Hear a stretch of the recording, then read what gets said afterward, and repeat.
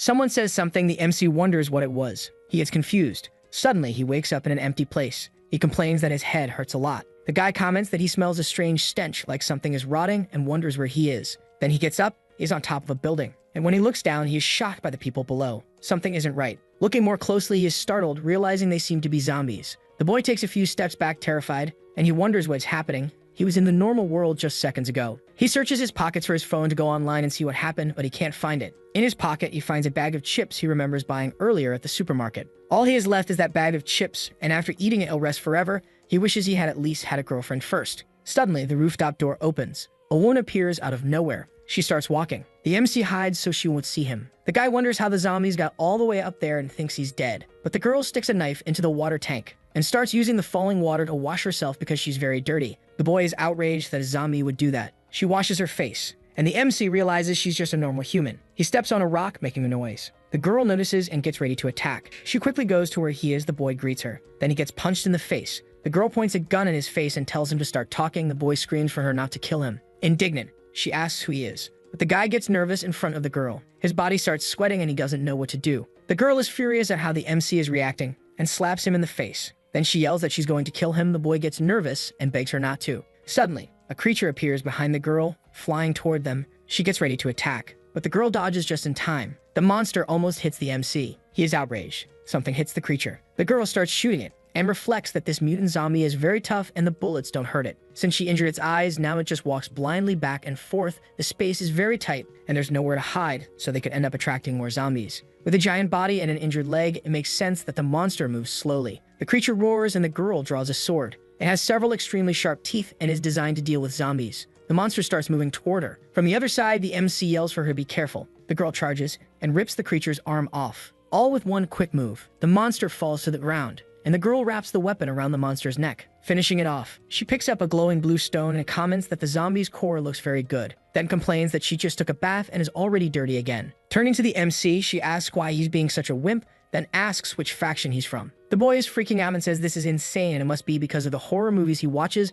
This can only be a dream. He starts eating the chips. The girl steals his bag of chips. She asks who the boy is and how he has that precious elixir of life. The MC asks if she also likes chips. But the girl says she asked a question and demands to know what faction he's from and why he has such a precious food. The blades on her skin made him realize this is real. The MC starts screaming, introducing himself as Qin Shuang, just some random guy. He says he bought those chips at a supermarket. Suddenly, a bullet hits the girl's leg. She quickly turns around. Several shots are coming from above, thrown to the ground. Qin Shuang asks if she's okay. The girl reflects that she doesn't know why the mutant zombies are after her, but someone must be behind all of this. From above, a man says that the girl has great skills, and that sending the zombies after her to finish everything was a genius move. Another man agrees and says he's a genius. Another man gets worried and asks the leader what they'll do if she comes after them. But the leader says it's no problem. The bullet has corpse toxin that will end her life quickly. Qin Shuang is concerned about her leg, which looks strange, and the girl says the bullet was poisoned. Even though she's immune to the common zombie virus, that new type of corpse toxin virus is much worse.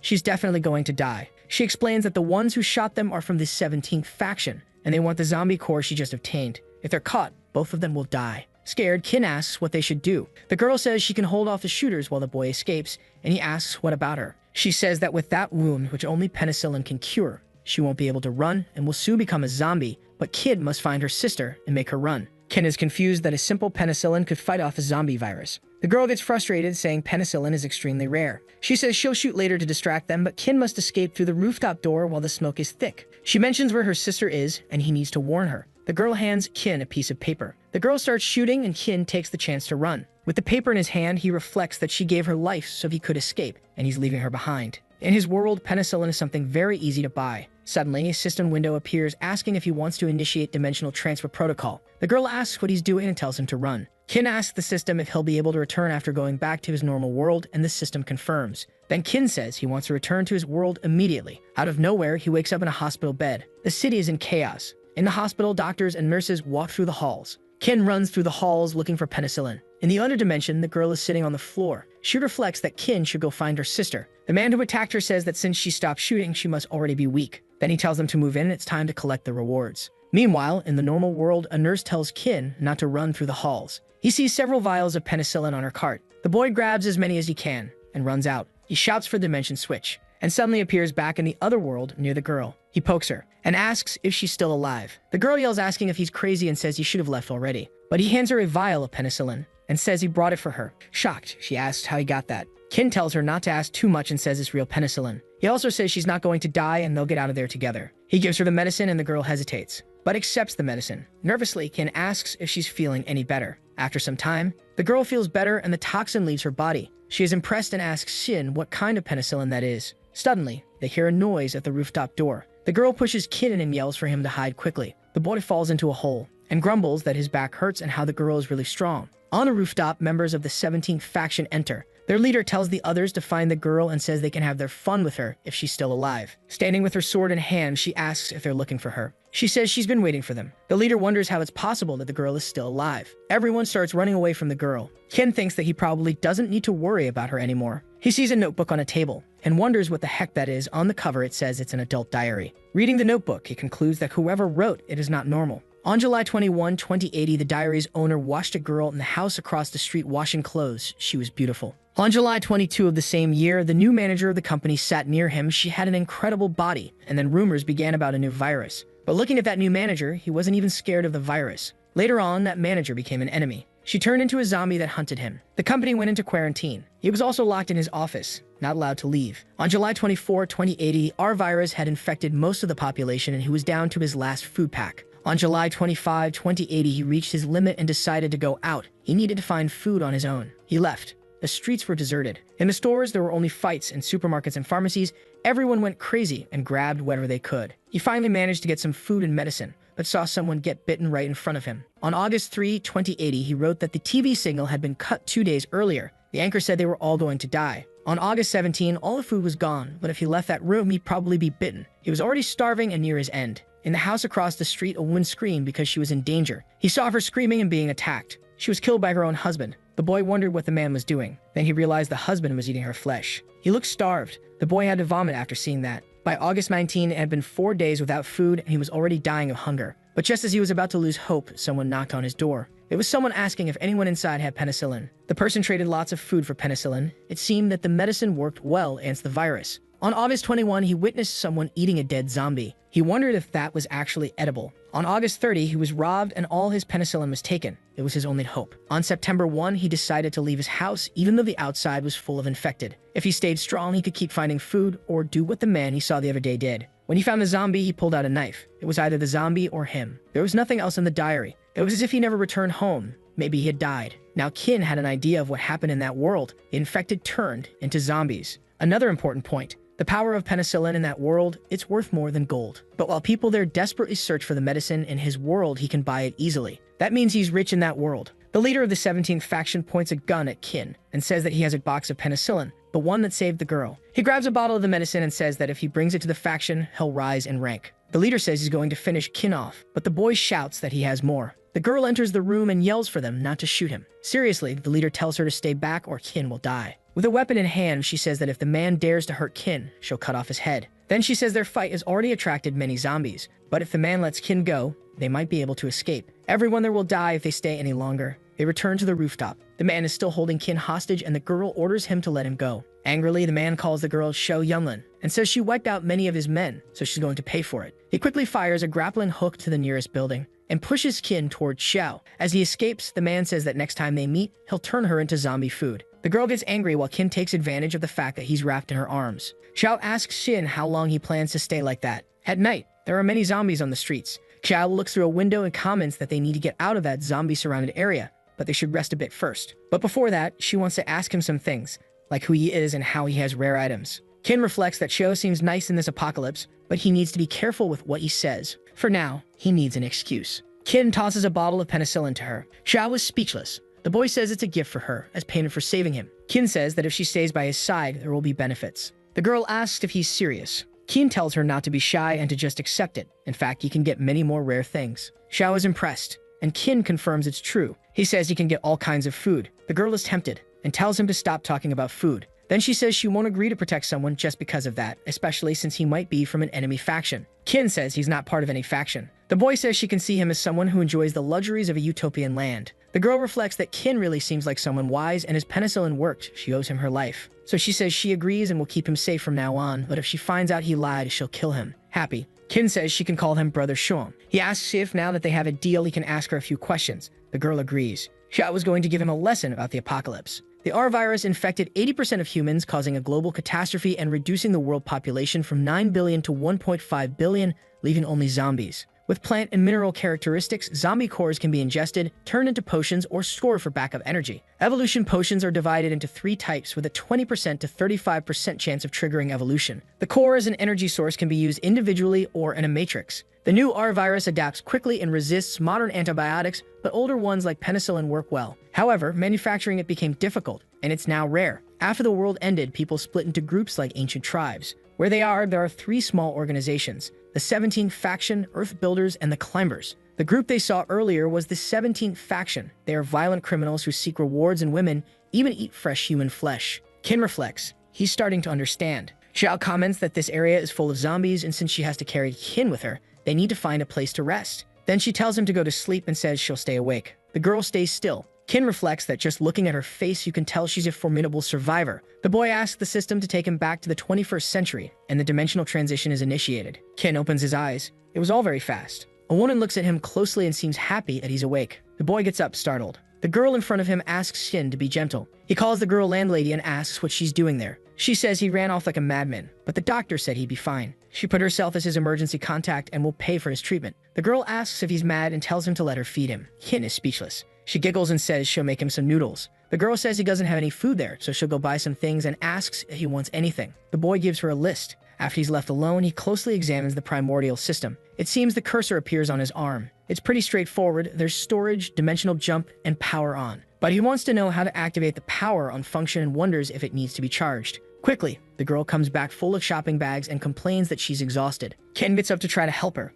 but the girl tells him not to move. After all, he's a patient. The girl is Jiang Lakshu, a wealthy heiress. Even if he were blind, he'd know she has a crush on him. But he has no money and can't make her happy, so he doesn't return her feelings. Now he has the primordial system. By traveling between both worlds, he can grow, and with money, maybe the two of them can be together. Someone enters through the door. Jiang Lakshu is startled and asks her uncle Zhao what he's doing there. The man says her father sent him to bring her to a dinner. Angrily, she says she already told them she's not going and that she's busy. But the man doesn't care. Zhao pushes her out and says it's an order from her father. He kicks her out and tells her to wait downstairs. She asks what he's going to do, but the man shuts the door. Zhao looks at Qin. The boy asks if he wants something. Sternly, Zhao says they thought they already resolved everything, but he's still clinging to Jiang Lakshu. The man asks if the money he gave Qin wasn't enough. He tells Qin to be honest if he wants more money, but to never go back to her. The girl's father will never allow the two of them to be together. Qin asks what would happen if he became really rich. Zhao says he knows every man has his dog days, but judging from what he's seen of Qin so far, he'll probably never get that far. Qin goes serious. In the other world, Zhou wakes Qin. The sun has already risen and they need to get out of there. It should take an hour to reach the base. The two of them move across rooftops, avoiding zombies. After some time, Xiao says they've arrived. She throws a rock at a gate. It opens, and both of them go in as Xiao says that's their base. Qin realizes it's a very well hidden place from the outside. It doesn't even look like anything's there. But the girl keeps walking ahead and tells him to hurry up. She speaks to a bandaged person named Ruyu and says she's back with the penicillin. The boy is surprised. It's Xiao's sister. Excited, Xiao tells Ruyu to take the penicillin and says she'll get better soon. Qin asks if that's her sister and what happened to her. Xiao says a zombie attacked her. She went out to deal with mutant zombies and try to trade cores for penicillin, but she ended up in an ambush. Worried, Ruyu asks if Xiao was ambushed too and if she's hurt. The girl says she's fine and that she's with a friend who got her the penicillin. Ruyu thanks Qin and says she owes him her life. Qin gets nervous and says she doesn't need to thank him. He reflects that for two girls who survived so much, this is truly a miracle. Zombies are still roaming outside. Xiao arrives with some food and Qin is happy. He's starving. He starts eating excitedly, but right after, he spits out the horrible food. The girl asks if it's really that bad and says she didn't think it was anything unusual. The boy asks if they normally eat that stuff. Confused, Xiao asks why he's crying. It's really that awful. Qin says no. He just feels really sorry for them. He tells her to stop eating that garbage and wait a moment. Xiao is confused and says it was hard to get that. He digs into his pocket and tells her to open her mouth. Qin gives her something to eat. She finds it delicious. That fresh milk aroma and sweet, pleasant taste. Qin asks if she's okay and why she's frozen. The girl makes a sound showing how much she loved the food. The boy says he has more. Immediately, Xiao begs him to give her everything. She devours what he gives her, but ends up biting Qin's hand along with it. She lets go and says it's just too good, then asks if he has more. Qin puts all the sweets he has from his pocket on the table. Excited, Xiao gives one to her sister. Ruyu loves the taste and asks what it is. The girl replies that's a cream candy the boy gave her. Ruyu eats it and says it's so good, even makes her happy to be alive. Excited, Xiao tells her sister to eat slowly, there's more. Qin tears up, thinking how all of this is so heartbreaking. He gives them lots of tasty food. The girl is shocked and says those are snacks they've only ever seen in books. Impressed, Xiao asks if all of that is really for them. Qin confirms and tells her not to worry, he has even more. The girl blushes and gives Qin something. It's a bag full of zombie cores she collected. Qin notices that as the zombie cores get close to him, the mark on his arm starts to burn. Maybe there's a connection. The boy says he accepts and asks if she's sure she wants to give him all that even though it's so precious. Xiao says the penicillin he gave saved her and her sister, and the supplies he brought are worth much more than zombie cores. She says she'll pay him the rest over time, but Qin declines and asks where the bathroom is. The girl points it out and Qin heads over. The bathroom is just a square with a hole in the ground. Qin notices the hole is very deep. Even so, he decides to use the bathroom. While examining those zombie cores, there's a connection between the core and his arm. The core enters his skin, and the system notifies him that dimensional jump has been upgraded. Now he can make up to 3 jumps instead of 2. Excited, Qin decides to add a few more zombie cores. While he's distracted, the cores fall into the toilet hole. When he reaches the point of charging up to 9 dimensional jumps, he decides to save the rest for later. But when he looks at the bag, he realizes it's nearly empty. He wonders where his cores went. Then he looks down at the hole in the ground and realizes what happened. Qin is speechless. He leaves the bathroom sadly, and Xiao asks what's wrong, but Qin says nothing. Outside, the place is swarming with zombies. At mealtime again, Xiao serves that same awful food to them. Qin asks why they're eating that when he gave them plenty of food. The girl asks how he manages to eat such precious food all at once, but Qin tells her not to worry. He still has more. Confused, she asks if he didn't give him all of his food. The boy thinks that using the system now would look strange, but he needs more food for 3 people to eat for a few days. Qin says he's a merchant and always has new goods coming in. Xiao asks why he didn't tell her that earlier. He answers that he didn't trust her yet. The next day, Qin leaves saying he's going to pick up the goods. Xiao tells him to wait and gives him a tiny pistol. The boy asks why the gun is so small, and she says it's not about size. It's about power. That one is very strong. As he's leaving, she asks if he needs company, but Qin declines and says he'll be back soon. He walks away. Meanwhile, Ruyu gets up and calls Xiao. The girl is surprised that her sister is standing. Ruyu says the penicillin worked really well. Ruyu asks Xiao to follow Qin discreetly and see where he's going. His actions and appearance don't match this world. He doesn't even seem to know the rules around here. Even if he's been generous, he can't be fully trusted. After walking a bit, Qin thinks he's probably far enough. Then he uses the dimensional jump and returns to the normal world. He gets up from the hospital bed and decides to leave. He can't afford hospital bills anymore. Out on the street, he grabs his phone. He hasn't had a job in months, and his bank accounts are almost empty. Even though he thought he was rich, he's still a broke guy. Even so, he needs to go to the market and get things that are rare in the apocalypse. Food and medicine are precious in the apocalyptic world, but he doesn't have any channels to sell it. In the 17th faction, they'll definitely just rob him. Qin passes all that food through the register. Zhao Yunlin is highly skilled, but she can only protect him from zombies. She mentioned another faction being around that could be useful. The cashier gives him the total,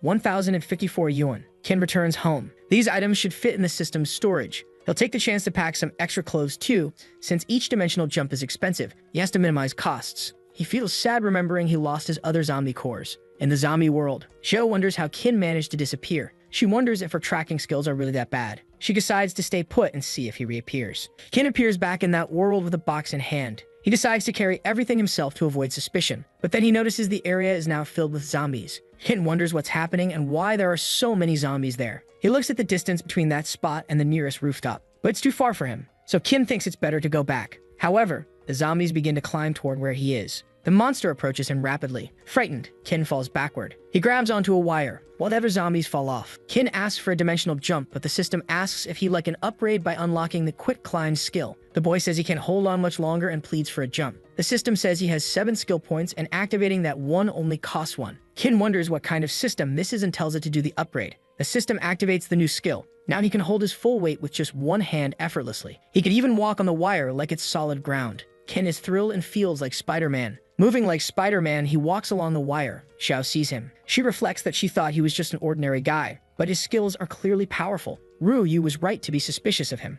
Qin lands on the rooftop of the neighboring building. He sees that the original path is completely surrounded by zombies. He'll have to climb somewhere high to find a new way back to the base. He begins using his wall climbing ability to scale the sides of the buildings, thrilled that he still has more abilities he can unlock. Looking inside the building he's on, he sees several zombies. They all become agitated when they spot him. Qin watches them and mocks the zombies since they seem to be trapped inside. But the glass starts to crack. The boy freezes. The glass shatters under the weight of the zombies. They all begin to rush at him. He strikes one in the neck, and its head falls off. Qin wonders when he became strong enough to take out zombies with his bare hands. Another zombie approaches from behind. He strikes it in the neck too, finishing it off. He finds himself surrounded by those monsters, so he leaps to another point outside the building. That was a close one. This world is seriously dangerous. Kin notices he feels lighter and checks his backpack, but it's gone. It fell onto the floor full of zombies. Kin starts crying and wonders how this could have happened. He did all that for nothing and lost even his supplies. He spent all his money on it. Seriously, he reflects this is his only chance to get rich. He can't waste it. So Kim returns to the spot where the glass broke and calls the zombies' attention.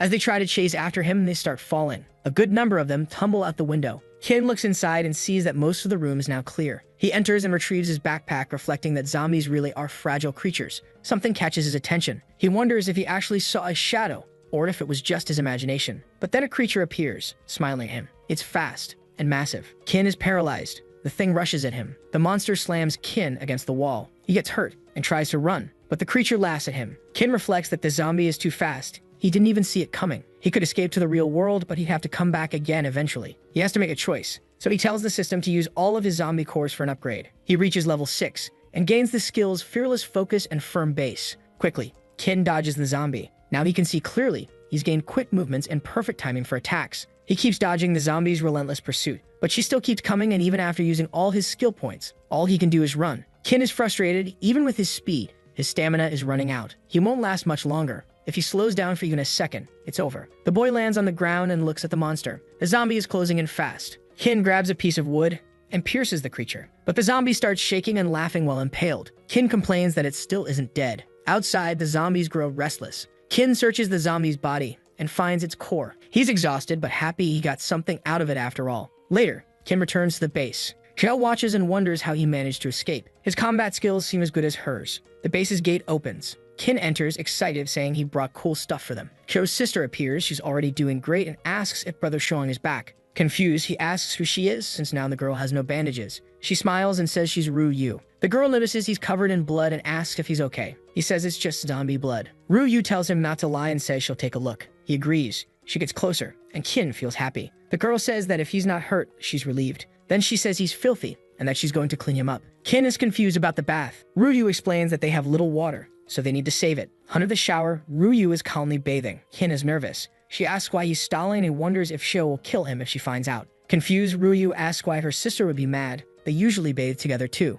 Then she tells him to stop stalling and get in. Kin agrees and steps into the shower. He's stunned to see the girl smiling. But then, someone appears right behind him. It's Xiao. Xiao asks what Kin saw. He replies that he saw nothing at all, claiming he has terrible vision since childhood and can't recognize anything even centimeters from his face. Later, trying to change the subject, Kin shows Xiao what he brought back to the base. He reveals a fruit he bought so they can have a balanced diet. The girl is amazed by the banana. Kin asks if she likes that fruit and tells her not to be shy. Just eat it. She eats the banana happily. Xiao gets really excited and says she loves bananas. Kin gets nervous. Ru Yu comments that it's so much food it feels like a dream. Xiao asks if Kin is really giving them all of that and says it's extremely precious. Kin tells her he gave his word. If she keeps him safe, he won't let them down. The girl reflects that she has to keep her word, but earlier, when he was in danger, she just stayed hidden, watching. The boy says he spent all his savings and now needs to think of a way to make money fast. Confused, Xiao asks why he wants money, saying it's just old paper good for nothing but wiping your butt. He explains he meant gold and treasure. His business is trading supplies for things like that. Xiao stands up.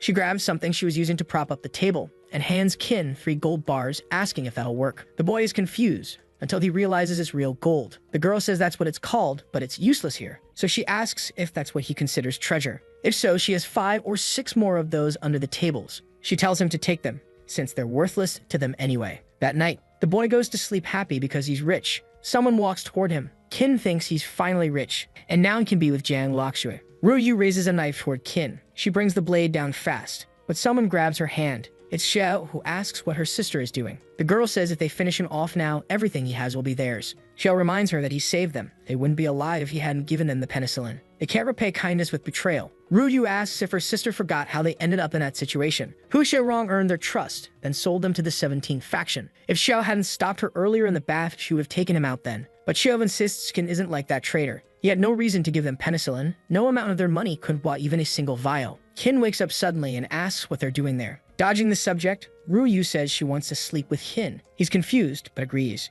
Xiao says she wants to sleep there too. He accepts but says he has to sleep in the middle of the bed. The night passes, and Kin is happily lying in bed. The 2 girls sleep beside him. Ru Yu grabs a small sickle to strike Kin, but Shove Yunlin knees her hand away. Kin wakes up startled because her leg hit him. He asks what she's trying to do. Seriously, she says she wants to sleep alone with him, and that she'll start sleeping with him to keep him safe. The boy agrees. The next morning, Ryu asks if Qin Shuang is involved. He asks what that means and says he's just a normal guy. She approaches and asks how he escaped the building. Confused, Qin asks how she knows about that. The girl says she has a sharp nose. She smelled it. That building is terrifying and only the strongest survive. She says he must be strong too. Smiling, Qin says he got lost and has to thank Xiao Yunlin for her weapon. It helped him escape. Yunlin walks over and says that means her aim isn't bad. She invites him to practice shooting. Later, they're in a shooting range. The girl asks if Qin is actually aiming or if he has an eyesight problem. She holds his hand and shows him how to grip the gun. Close to him, she tells him to relax his arm and not to stay too tense. He should stay calm while aiming. Then he can shoot. The bullet nearly hits the center of the target. Qin gets excited,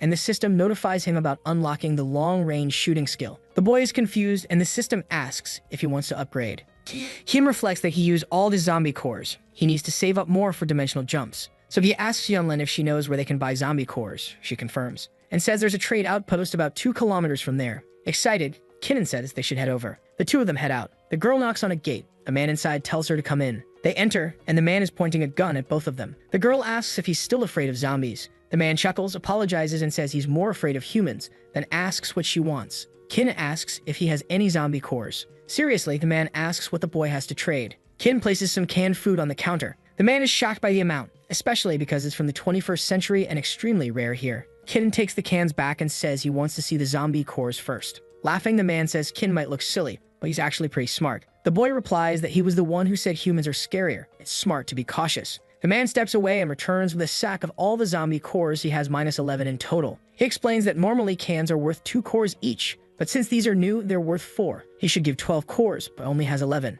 Qin tells him not to worry and gives him another can, but then he makes a request. He asks the man to get close to the gold bar and see if he recognizes it. The man says he's no expert, but it looks like real gold. Qin gets excited. He says the man seems well connected, so he can help him get more of that metal. Qin is willing to trade food for gold. The man is confused and asks why Qin wants gold, since it's almost worthless here. Qin tells him not to worry, just try to get as much gold as possible. They'll trade whenever the man wants for it. Qin recharges the system. Now he has 24 skill points. He asks to upgrade long-range marksman 4 times. He unlocks a new effect, Calamity Shot. He now has 9 skill points left, but the next upgrade will require 16. The boy picks up a gun and starts firing. He hits every target with ease. Qin asks to activate the Doom Bullet effect. The system tells him he can only use that effect for free once per day. Qin asks how to activate it. The system responds he needs to yell Doom Bullet. Qin complains that's way too embarrassing. Confused, the system asks if humans don't like yelling. It says it tailored the trigger to his preferences. Qin grumbles that the system is so annoying. He looks around embarrassed, grabs the gun, raises it,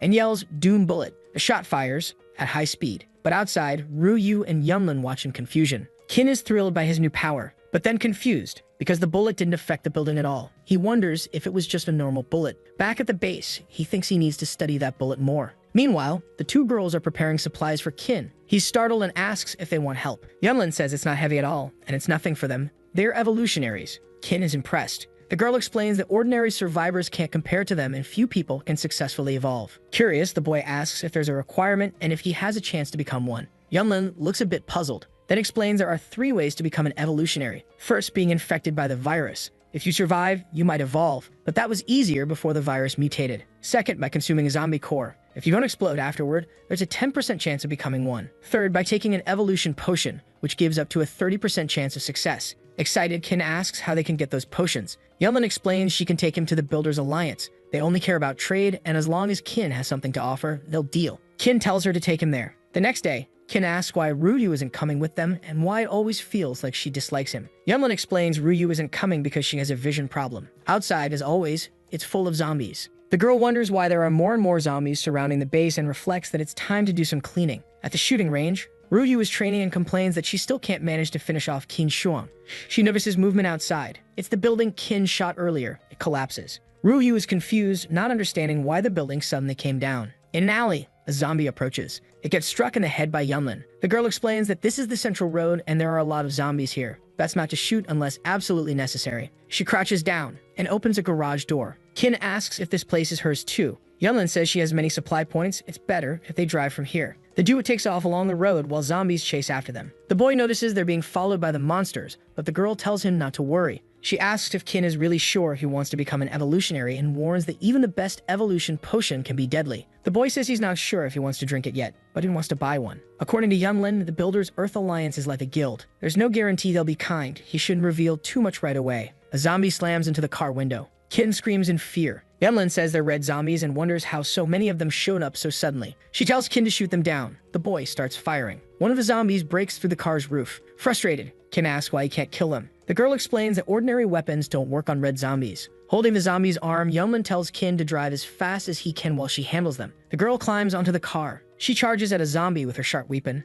and slices the enemy in half. But many more are closing in. Yunlin defeats them. One by one, she slashes through their bodies and heads. But one catches her by the foot unexpectedly and throws her off the vehicle. She crashes onto the asphalt. The zombie's close and fast. Yunlin closes her eyes. She's out of hope. But Kin appears in front of her, glowing with power. He yells at the zombies not to touch his bodyguard. Yunlin is stunned. Kin managed to annihilate all those red zombies. Moments earlier, the boy had panicked. He almost did make it. A minute before, he saw Yunlin fall from the car. He opened the door and jumped out fast. The boy sprinted at high speed toward the creatures, and with swift movements, took down each zombie. He even mocked them for not being able to dodge his bullets. Kin laughs, saying he'll blow all their heads off. Yunlin is shocked by how strong Kin actually is. The boy is excited, collecting zombie cores, but suddenly feels a tremor. It seems his body can't handle such high-speed movement. Kin becomes confused. He can't find one of the zombie cores. Yunlin calls out to him. She yells at him to look around. They're surrounded by zombies. The boy asks where so many came from. Yunlin says she has no idea and tells him they need to get back to the car. The two run back to the vehicle. As Kin fires, Yunlin tells him to conserve ammo. There are way too many of them. Zombies start climbing onto the car and surround it. Yunlin is furious and slams the gas pedal. The car barrels over the monsters. Zombie remains shoot out the exhaust pipe. Kin asks why the car isn't moving anymore. The girl says zombies are stuck underneath the vehicle. They're bogging the car down. And now the vehicle is completely surrounded. The boy asks Show Yunlin how many bullets she has left.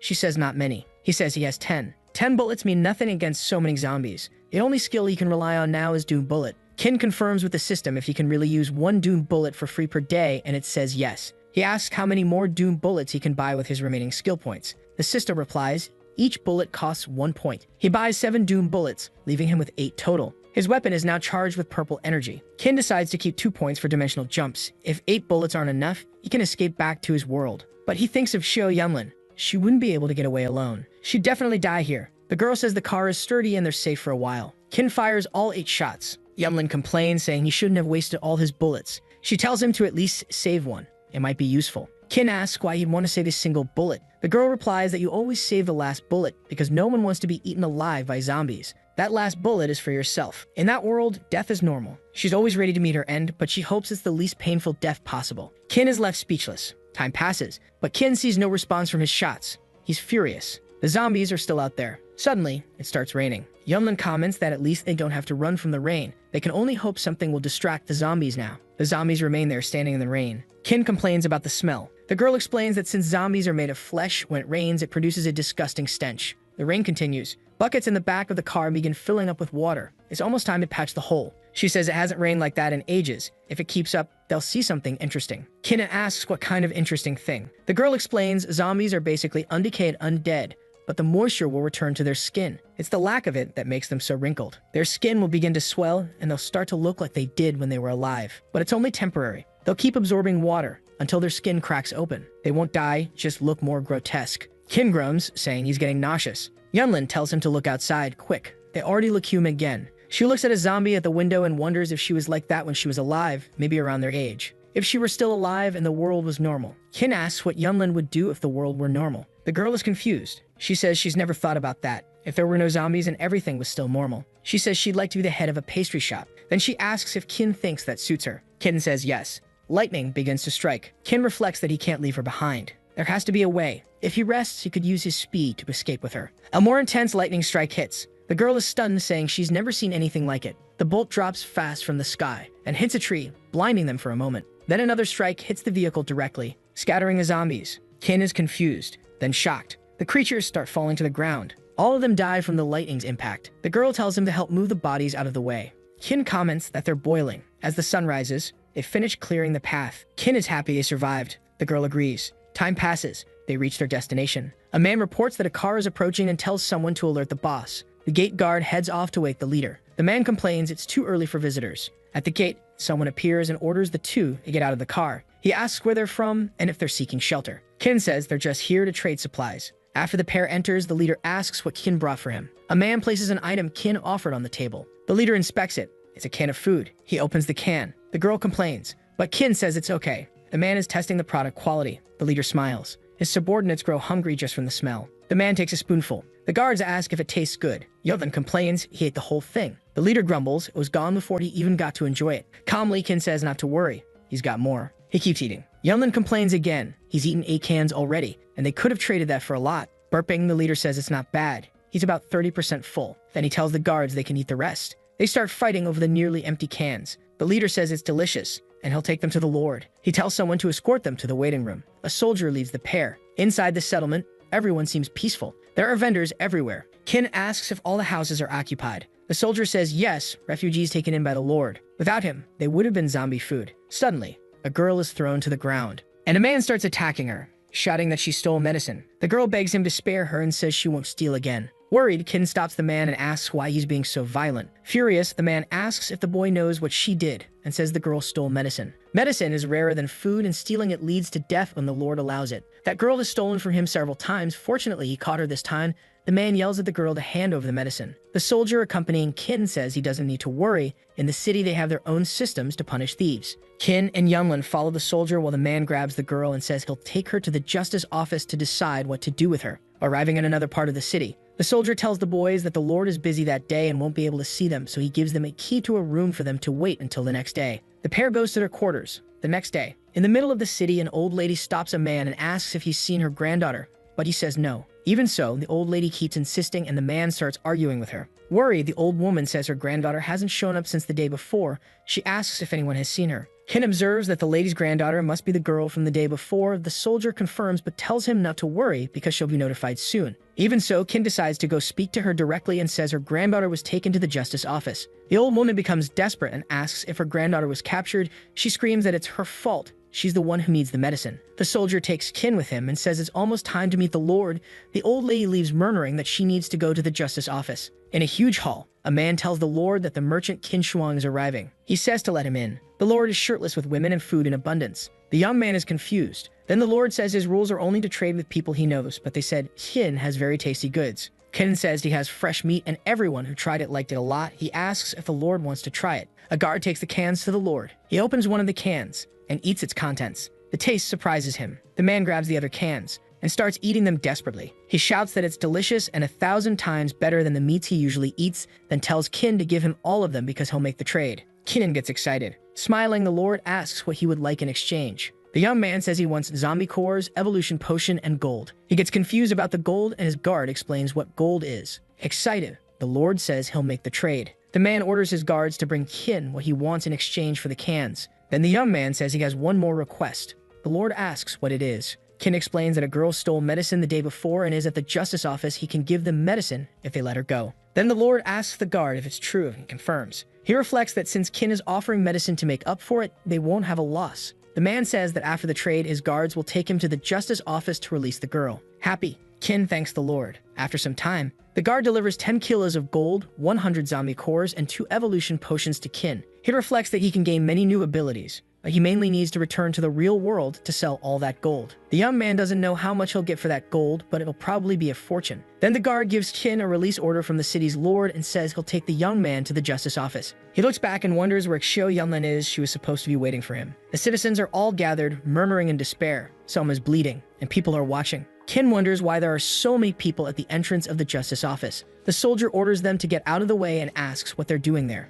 Angrily, he says he'll make the Lord give them more work so they have something to do. Someone says to let them stay there, and says he was the one who called everyone there, and that it's time for people to see the consequences of stealing in the Lord's city. The man tells everyone to look closely. They'd only survive in that post-apocalyptic world thanks to the Lord's city. Everything in the city belongs to the Lord. Defying authority is a capital offense. The girl's grandmother is on her knees crying. Kin is shocked to see that. He crushes the release order from the Lord that he's holding. Behind the man is the body of the girl who stole the medicine hanging. The young man questions what kind of sick joke that is. He stares at the hanging girl and starts shouting at the man. Kin grabs his uniform and asks what he thinks a human life is. The boy says she only stole for her family. The man says he's never seen Kin before and assumes he must be a merchant. Then he grabs the boy's wrist and twists his arm, breaking it. Kin feels terrible pain. The man says that since he's from another city, he'll be forgiven. The soldier accompanying Kin confirms he's a merchant and apologizes for his mistakes. The man brings Yunlin forward and asks if she was with him too. The boy is shocked and asks what happened. Then the man says she was caught trying to break into the prison. Seems she got really angry because they executed the thief, and he's not sure whether they should let her go or just end her life. The soldier explains that those two brought a lot of food to the city, and ending them would mean the Lord never tastes those delicacies again. Seriously, the man says he only needs to keep one of them alive. Kin tells the system to upload all the zombie cores. He gains 200 more skill points. He can level up to 3 times with that. The boy asks to do it. The system uses 28 points to raise him to level 7, and 50 more to heal his injury. Kin reflects that the man really plans to kill Xiao Yunlin, and if he captured her that easily, he must be very strong. His best option is to use extreme speed to grab Yunlin and escape. He should be able to hold out until they're out of there. The boy activates his high-speed ability and rushes toward the girl. He passes straight by the man and grabs Yunlin from the guards nearby. Kin tells them to take a break already. The boy is thrilled that his ability can last even longer. Yunlin shouts for him, but the boy tells her not to worry and that they need to escape first. The pair heads beyond the city walls. They stop in the middle of the forest. Kin's energy is drained. The boy reflects that it was a close call. Yunlin apologizes to him, but he says she did nothing wrong. He should have acted sooner.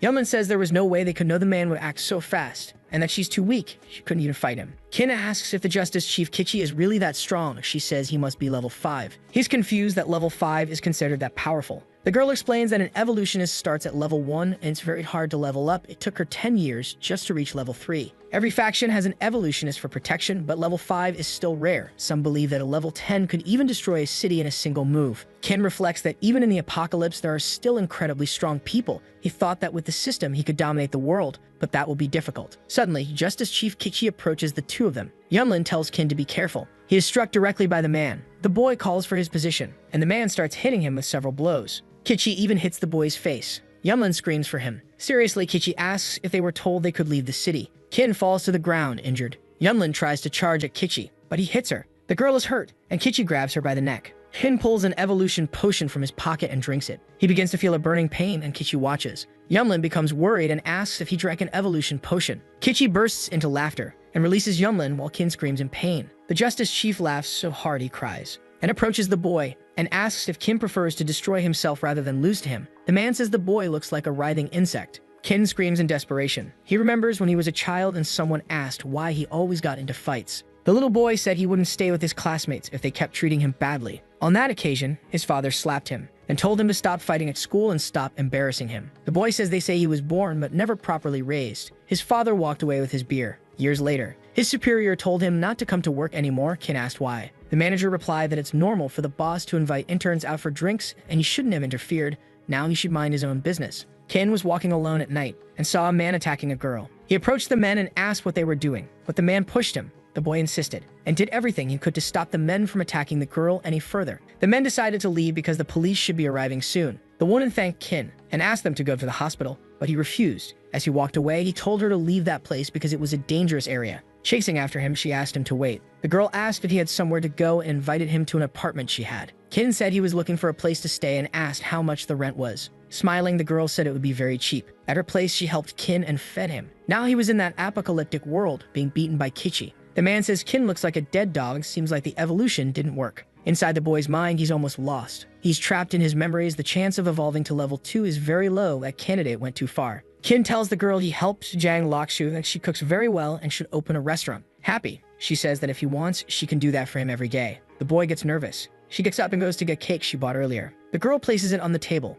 Kin says it's really tasty and she replies that she heard the chef who made it won prestigious awards. He remembers Yunlin saying she would like to be a pastry chef. He's startled, and Jang Lokshui asks what happened. He comments that he feels like he's forgetting something. Kichi kidnaps Yunlin and she tells him to just kill her already, but the man says he won't do that. But her face is pretty. He could cut her tendons and give her as a gift to the Lord. A hand grabs his shin and knocks down Kichi and Yunlin. It's Kin, who stands up covered in blood. Furious, he says the man isn't going anywhere. He grabs Kichi's clothes and punches him. The man falls to the ground. Then Kin starts pummeling him with punches. Yunlin is impressed. The Chief of Justice is finished on the ground. The girl is worried about Kin. The boy successfully evolved. Yunlin is smiling and says she thought he had died. He laughs and says it's not that easy to take him down. Suddenly, he's hit in the chest. Kichi's hand pierces through him. The girl screams in desperation. Kin is lifted into the air. Kichi says the boy's evolution was a success. Kichi says that even though Kin evolved, he's only level 1 and can't beat him. Kin grits his teeth. Suddenly, something starts happening. Kichi is shocked. Kin's body floats in the air. The man questions how that's possible. He has the golden abyssal physique, something only possible at level 10. Worried, Kichi turns and starts running. He uses his speed ability to escape. The man questions how Kin could use the golden abyssal physique when he just evolved. It's exactly like the last time he saw that happen. Hiden's entire body turns golden. Just by raising his finger, he can use his power. The attack rushes toward Kichi. The man is hit. The explosion is massive, and he doesn't survive. Inside the city, the Lord questions what strange vibration that is and whether some powerful figure is passing by. In Faction 17, the chief also feels the force's vibration. In the climber's support group, the women are startled. In the forest, Kin falls unconscious. Yunlin catches him. The girl is desperate about the boy's condition. She tries to stop his bleeding, but he's losing too much blood. Suddenly, his body heals on its own. The girl is shocked. Then she picks him up in her arms, determined to take him to a doctor. The Lord goes to the forest, but the aura has already vanished. He wonders why such a powerful aura was near him and hopes he hasn't offended anyone. In a hideout, someone bangs hard on the door. A woman opens the door and is pushed back by Yunlin with Kin. She complains that if the girl breaks the door, she'll have to pay for it. Desperate, Yunlin begs the doctor to save the boy. The woman comments that it's strange. Yunlin asks if Kin Shuang is okay, and she says his vital signs are very weak. She doesn't know his current condition. She scanned his organs and found a large area of metal covering the wound site. It seems the metal saved his life, but she's never seen anything like it. Yunlin asks if that means he's going to be okay. The woman says she can't promise because it's strange. The girl asks what's going on, and the woman says to leave him there for a few days. Elsewhere, the chief of Faction 17 orders his subordinates to beat him. They're confused, and the man says he's humiliated them enough. Now it's their turn to get revenge. The man says not to worry because he won't turn on them. The group looks at him, and they start punching their chief. After the beating, the man thinks his subordinates didn't even hesitate to hit him. He knocks on the doctor's door. She opens it, serious. The man tells Dr. Zhao that he's injured again and asks her to treat him. The woman complains that it's the third visit in a month and that he gets hurt too often. He says it's part of his job. Yunlin is startled to see him there. She remembers that the last time she saw him, he threatened her. The girl wonders why he's there and if his faction doesn't have a doctor. If he finds out they're there, he'll probably order them surrounded, so she needs to leave quickly. The man tries to enter, but Dr. Zhao says there's a patient in that room and tells him to go to the other side. Returning to the room, Zhao is startled and asks what Yunlin is doing. She's trying to lift Kin. The woman says he can't be moved, but she insists they need to get out of there. Someone opens the door. It's the man from Faction 17. He pulls out his pistol and shoots, but Zhao throws herself on top of the man. He shouts that those two took out dozens of his men, and he's going to finish both of them. The man says he's already sent a signal to his faction. Zhao gets angry and shouts that he can't kill anyone there. He's her patient. If he touches her patience, he should never come back for her help again. She's furious and says she's serious and won't let anyone disturb her patience. The man calms down and says he won't disturb her patience. Then he tells Yunlin he'll give them a few more days to leave and that he'll have people block the entire area. He points at the pair and says that Song guarantees they won't escape. Once they leave, it'll be the end for them. The system informs Kin that he evolved and gained a new talent. The boy reflects he can barely believe he's alive. He lost 3 years of his life to evolve to level 5. Kin is confused, and the system explains that to defeat the strong opponent, he unconsciously gave up the energy of his own life. The voice says it never imagined Kin would become an evolutionist purely through willpower. He asks who's speaking. The voice says it's an old man and that his evolution will unlock more functions in the system. Kin is still confused and asks why he was given the system. Then the voice says it believes he can take it all the way to the end, and at the end of the road, they'll meet. The day passes. Dr. Zhao says it's pure magic. He was fully healed in just 1 day. She's never seen someone recover so quickly. Yunlin asks why he hasn't woken up yet.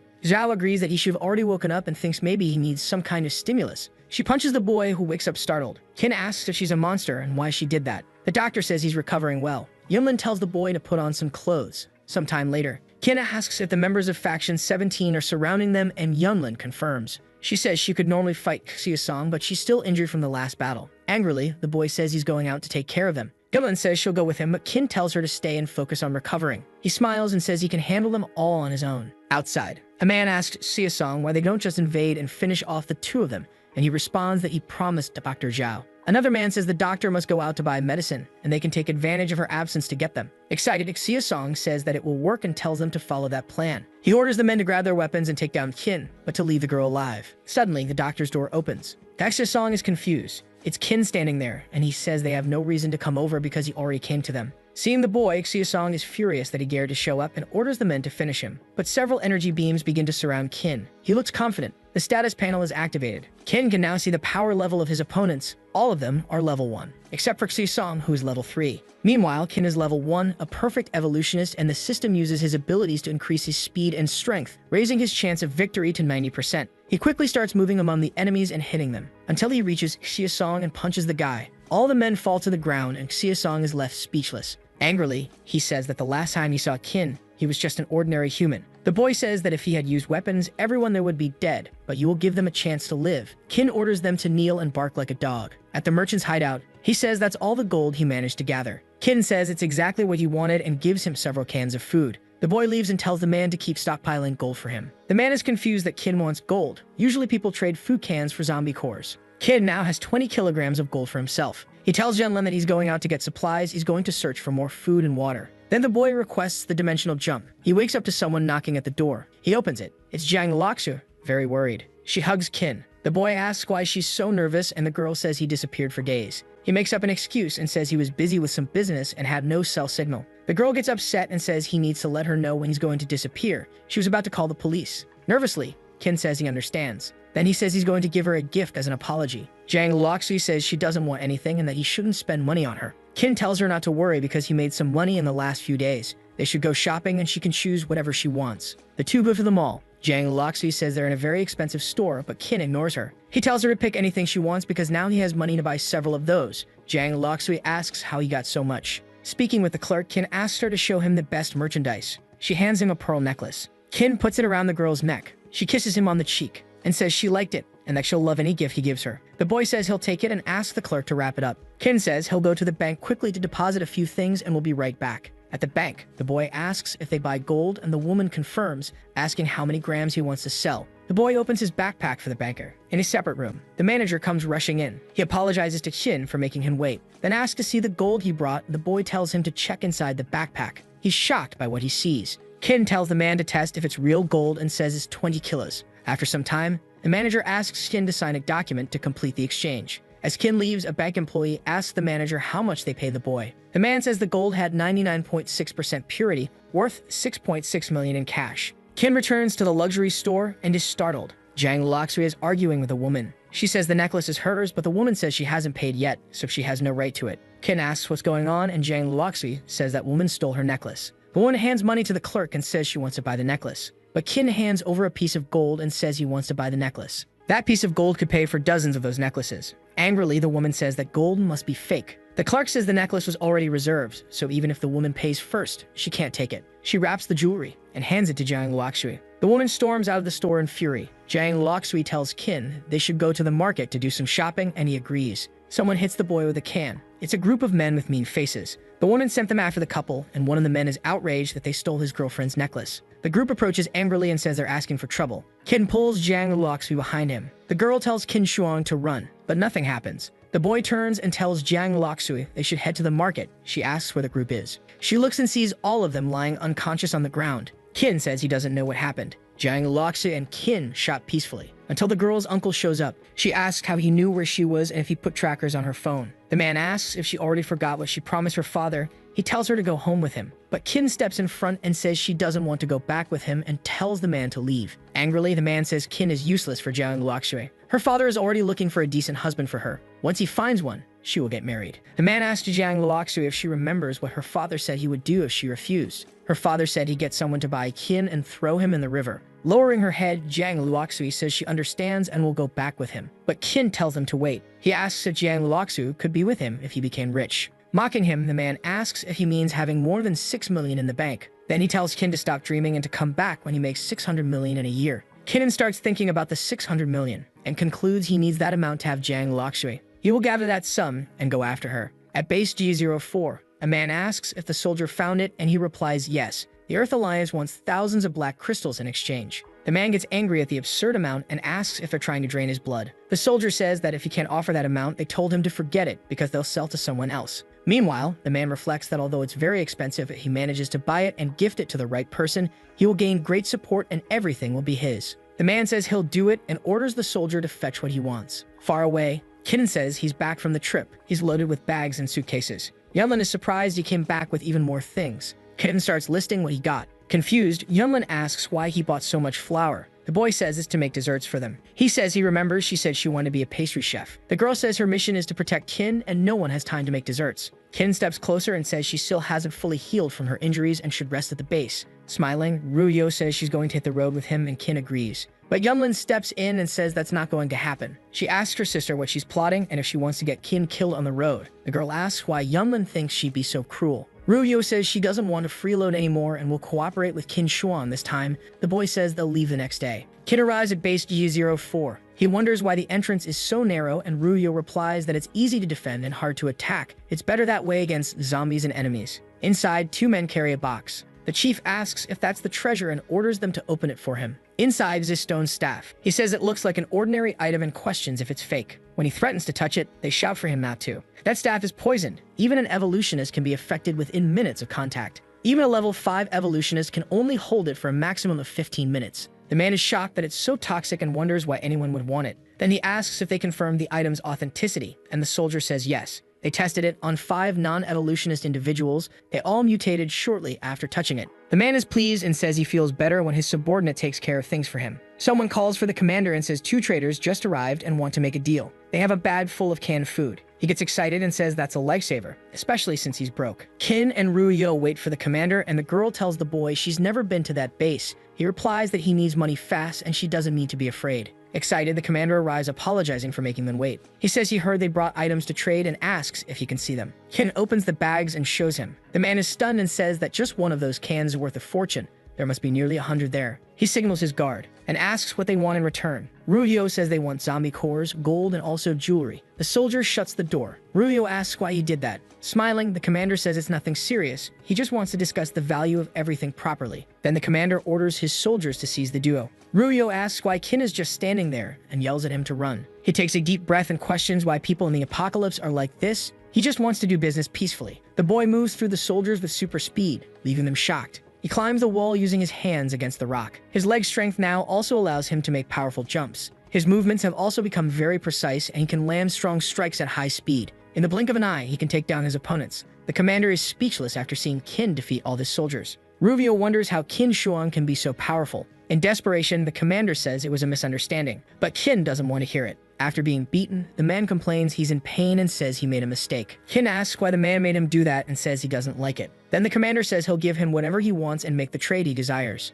Angrily, Ruyo asks if he really thinks they'll trade after setting them up, but Kin says they will. Ruyo asks if he's an idiot and how he can trust that man. Kin says he's realized that in that apocalyptic world, there are many wolves in sheep's clothing, but if they're tamed, business can work just fine. The commander agrees and says that for masters like Kin, there's only respect. Then the man guides the duo to show them the resources for the trade. He shows them the box they recently received. Kin asks what that is, a broken stick, and says that's not what he asked for. Nervously, the commander says he spent all his savings on that stick, so he has no choice but to trade it. The man assures him that the stick is unique and a precious treasure. Using it can increase damage. He tells Kin to try it out. The boy begins to pick up the stone staff, asking if it's really that powerful. Meanwhile, the commander reflects on how stupid the boy is. In 5 seconds of holding that item, he'll be poisoned. He smiles, certain that Kin is already dead. But Kin stops and tells the man to test it. Trying to dodge the situation, the man says it's better if Kin tests it himself. The boy refuses and tells him to test it. The commander hesitates and Kin asks what's wrong. Kin grabs the staff with a cloth and tells the man to hold it. He backs away terrified. Furious, Kin shouts at him to hold the item with his bare hands. The object falls near the commander's foot, and he is terrified. Kin asks why he's scared. Does he think the boy doesn't know what that is? The boy says he gave the commander a second chance, but he didn't value it. So if that's the case, he won't be able to blame him. Ruyo tells Kin to kill him. The commander tries to say something, but Kin grabs him by the neck. He tries to beg for his life. Kin stares at him with hatred. He remembers the girl he saw hanging. The man tries to breathe but can't. Kin sees the Justice Chief, Kichi, asking him if he's enjoying the feeling of holding a life in his hands. The boy is startled and lets go of the commander. Then Kin turns his back and tells Ruyo to grab their stuff because they're leaving. The girl asks why Kin doesn't kill him, since he tried to take them out earlier. She asks if he just doesn't want to see the man suffer and says he could simply poison him or cut off his head. Kin turns to her, angry, and tells her to stop talking. Then Kin takes the stone staff as compensation for the commander trying to kill him.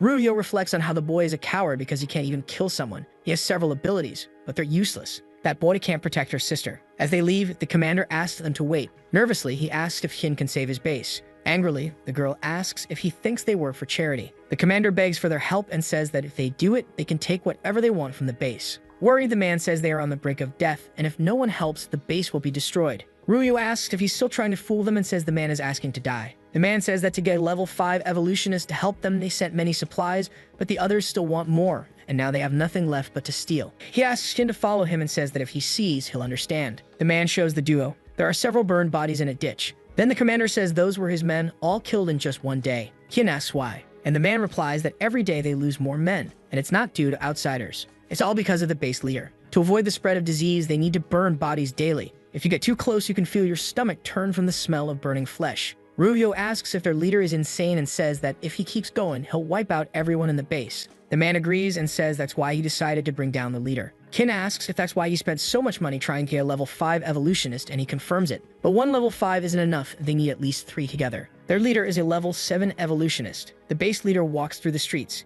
killing and terrifying people. With just one move, he can take anyone's life. He says everyone must die. At the base, the men gather before 2 other evolutionists, and one of them says the 3rd level 5 is missing. He asks the commander if he's trying to trick them. The commander says no and insists he'll explain. He doesn't have another level 5, but he has someone who transcends levels. The evolutionists look confused. One of them asks a soldier if it's him and says he's nothing but a level 4. But the man says the super evolutionist isn't him. The commander introduces Qin Shuang and says he's very strong. The man stares at the boy and asks if he can fight a level 5 evolutionist. The boy says he's done it before. Then the man bursts into laughter, saying that's an absurd joke. Seriously, he says Commander Lai has been fooled by a child, and ever since the apocalypse began, no one has managed to surpass level 3, and Qin thinks he can surpass level 4. The boy says that the last time he fought a level 5, he really did get lucky and isn't sure about his ability to surpass levels, but he's willing to try. He says that if he loses, he'll give up. Qin adds that if he loses, he'll also compensate the man with 100 cans of food. He asks what the man thinks. The boy is wearing a glove that blocks poison.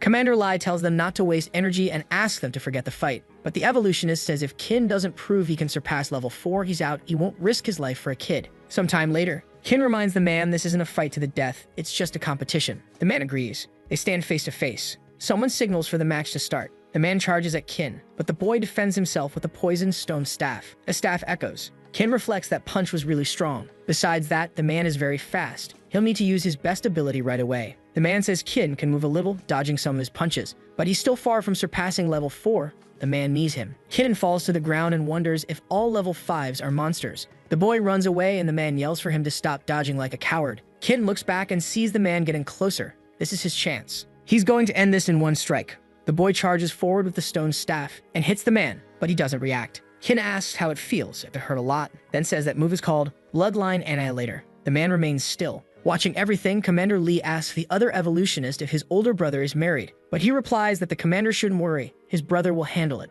Concerned, the commander says that staff is toxic and asks if the man's brother can withstand it. The man is enveloped in a blue light and throws the staff far away along with Qin. Qin crashes hard, breaking the ground. The man charges at him and punches him in the face with a powerful strike. From above, he tells Qin that he lost. He says the boy has an impressive skill for someone at level 1, beating a level 3 or a weak level 4 isn't impressive. Even so, throughout the entire fight, Qin only used brute strength and no technique. The man tells him to go home and train more. The man calls his brother to leave, and the commander panics. Then the man tells the commander they'll keep their word, as long as the 3rd level 5 shows up and not just a kid. Someone laughs and says he's right. It's a strange person who says that Brat is useless and Commander Lai should have called him instead. Qin is shocked because the creature has stolen his staff and glove. The person says Qin is using the staff the wrong way. The boy freaks out and yells that the zombie is talking. The person gets offended and shouts that he's human. Qin apologizes and says he spun his head too fast, which confused him. Commander Lai is happy to see his brother Hao Jummi and asks if he's decided to help. Hao Jummi says he's not there for them, but for that lovely staff he's been searching for so long.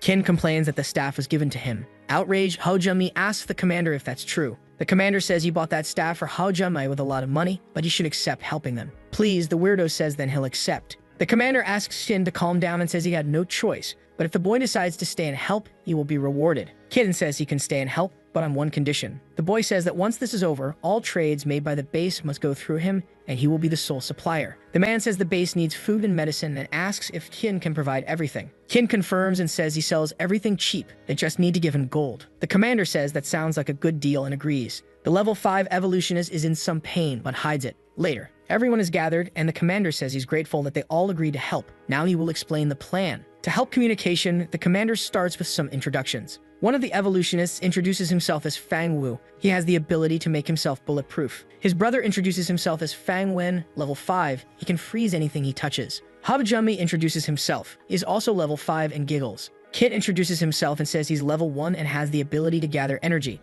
Ruyo says she's level 2 and can calculate like a computer. The man begins explaining the capture plan. The leader of their base is Yi, and he is level 7. His ability is to liquefy his body. That ability makes capturing him difficult. The plan is to lure him into a secret room first. Habjummi will release gases to paralyze his nerves, Fang Wu, Qin Shuang, and the guards will restrain him while Fang Wen uses his freezing ability. They'll then activate the mechanism, and he'll be sealed inside a special box. Fang Wu says the plan seems fine, and Habjummi laughs that they've discovered his special ability. The man asks when the plan will take place. The commander says they can't afford to lose more people. They'll move forward with the plan the next day. The next day passes, Commander Lai manages to lure the leader. As soon as they reach the mysterious room, the door closes. The leader asks if Commander Li plans to kill him. The leader attacks the commander with a fluttering liquid, but Fang Wu steps in. He tells Lai to get back. The leader is angry. Habjummi tries to strike him from behind with his staff, but he is blocked. Qin pulls him away just before he's hit by a blow. Habjummi thanks the boy and says he should have been nicer to him. Qin yells at him not to touch him. Fang Wu tries to punch the leader, but he's stopped,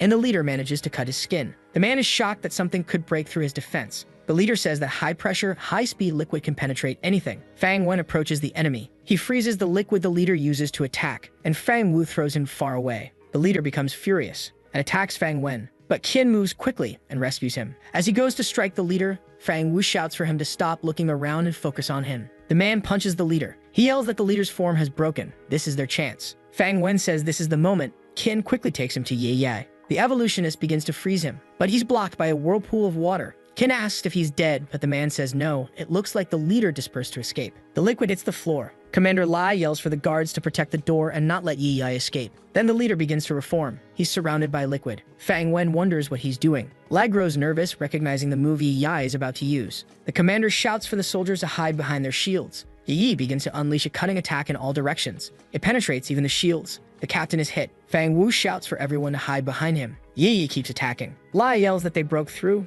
Now is the moment. That move drained much of Yi's energy. So Yi will remain in liquid form for 10 seconds. It's Fang Wen's time to act. Qin rushes him in close. The man starts freezing the leader. Yi begins reverting to his human form. Fang Wen says with 10 seconds he should be able to freeze everything. Yi is surrounded by ice. Fang Wen finishes the job. Qin says it looks like it worked. They remain silent, staring, but the ice begins to crack. Desperate, Fang Wen shouts that he's breaking free. Habjummi steps in and tells Fang Wen not to worry, he's here. The man injects a liquid into the ice. His toxin can spread through the entire body. With a creepy grin, Habjummi says Yi will sleep forever, and without his antidote, no one can escape. Finally, a solid block of ice forms. The captain says it worked. The leader has been defeated. That night, in a hall, the commander and the others celebrate the victory in battle. He thanks everyone for their help and says the base is finally free of that tyrant. To show gratitude, they prepared plenty of food. Qin eats happily. Lai also says he invited some beautiful women to chat with them. Qin and Fang Wen get nervous. Habjummi seems excited, but when they see how beautiful the women are, everyone gets really enthusiastic. They chat. A woman asks Shin if he's the hero of the base and says he's very young. Ruyo watches and reflects that men are all the same. Later, everyone is drunk and the commander tells them to be taken to their rooms. Two women help carry Qin to his room and place him on the bed. They comment that he's cute for getting drunk so easily. One of them notices he's sweating a lot and says he needs a bath to cool off. While chatting with two girls, Fang Wen says Captain Lai really understands him. They decide to spend the night talking. In another room, Habjummi giggles and comments that the girls Lai brought are gorgeous. They get startled because he's so strange, but the man says he's not going to hurt them. In Fang Wu's room, he sends the girls away and says that's enough, they can leave now. Then he shuts the door in their faces. In Qin's room, the girls wash him with a damp cloth. One of them says it looks like he'll sleep through the night. The commander told them to take good care of him. They decide to finish cleaning him and leave so he can rest. But something catches their attention, and they decide they'll stay and keep Qin company through the night. In the morning, someone slaps Qin in the face. It's Ruyo. She says he had too much fun last night, and it's time to wake up. She asks how long he plans to stay there. Pulling him by the ear, she orders that pervert to get up. They start yelling inside the room. Fang Wu and Fang Wen walk through the corridors. Fang Wen is having trouble with back and leg pain, and his brother asks if he's okay. The young man confirms. Commander Li asks if the group is leaving so soon and whether they don't want to stay a few more days. But the brothers say they have other jobs to do. Kitten says he'll get the supplies the base needs and should be back in 3 days. Habjummi says being a merchant is too little for Qin and asks if he doesn't want to join him. If Qin follows him, he'll teach him a way to evolve levels quickly. Fang Wen tells Qin not to trust him. If it were that great, Habjummi would have already evolved more. He also says he once saw Habjummi with a younger boy and asks where he is now. Fang Wu tosses something to Qin. He asks what it is. The man says it's a walkie-talkie so they can stay in touch, and that their organization needs talents like Qin if he wants in All he has to do is speak into the device. Then they say goodbye. 3 days later, a man announces to the new leader, Lai, that Qin Huang has returned. The man asks if he brought the supplies. The soldier says it's better if he sees for himself. Qin brought 3 trucks with him. Lai is speechless. He asked for a lot, but Qin really delivered it all in 3 days. The boy tells Lai that he brought everything and asks him to verify it. They organize everything. One of the workers says he's never seen so many supplies. With those resources and fertilizers, the base will be self-sufficient. No one will go hungry anymore. Li asks Qin if he's a god and how he managed to get so many supplies. Qin changes the subject and tells Lai to just pay what he promised, and he'll always bring whatever is needed. A soldier hands a bag to Qin and says that's his reward. The boy asks why it's so little if he brought 3 trucks. Then Lai says that's a bag of black crystals, far more valuable than the zombie cores he had originally promised. Qin holds a crystal, and the system informs him that one of them can carry 100 ability points. He's shocked that such a tiny piece holds so much potential. It's 50 times better than a zombie core. Lai says he also has the gold he promised and calls Qin over. The man says they searched, but couldn't find much gold. He opens a wooden crate full of gold bars and asks if it's enough. Qin says it is and thanks him. Later, in the hideout, Qin tells Yunlin and Ruyo that he'll be gone for a few days. They agree. The boy returns to the real world with his box of gold. It's much heavier than his previous backpack.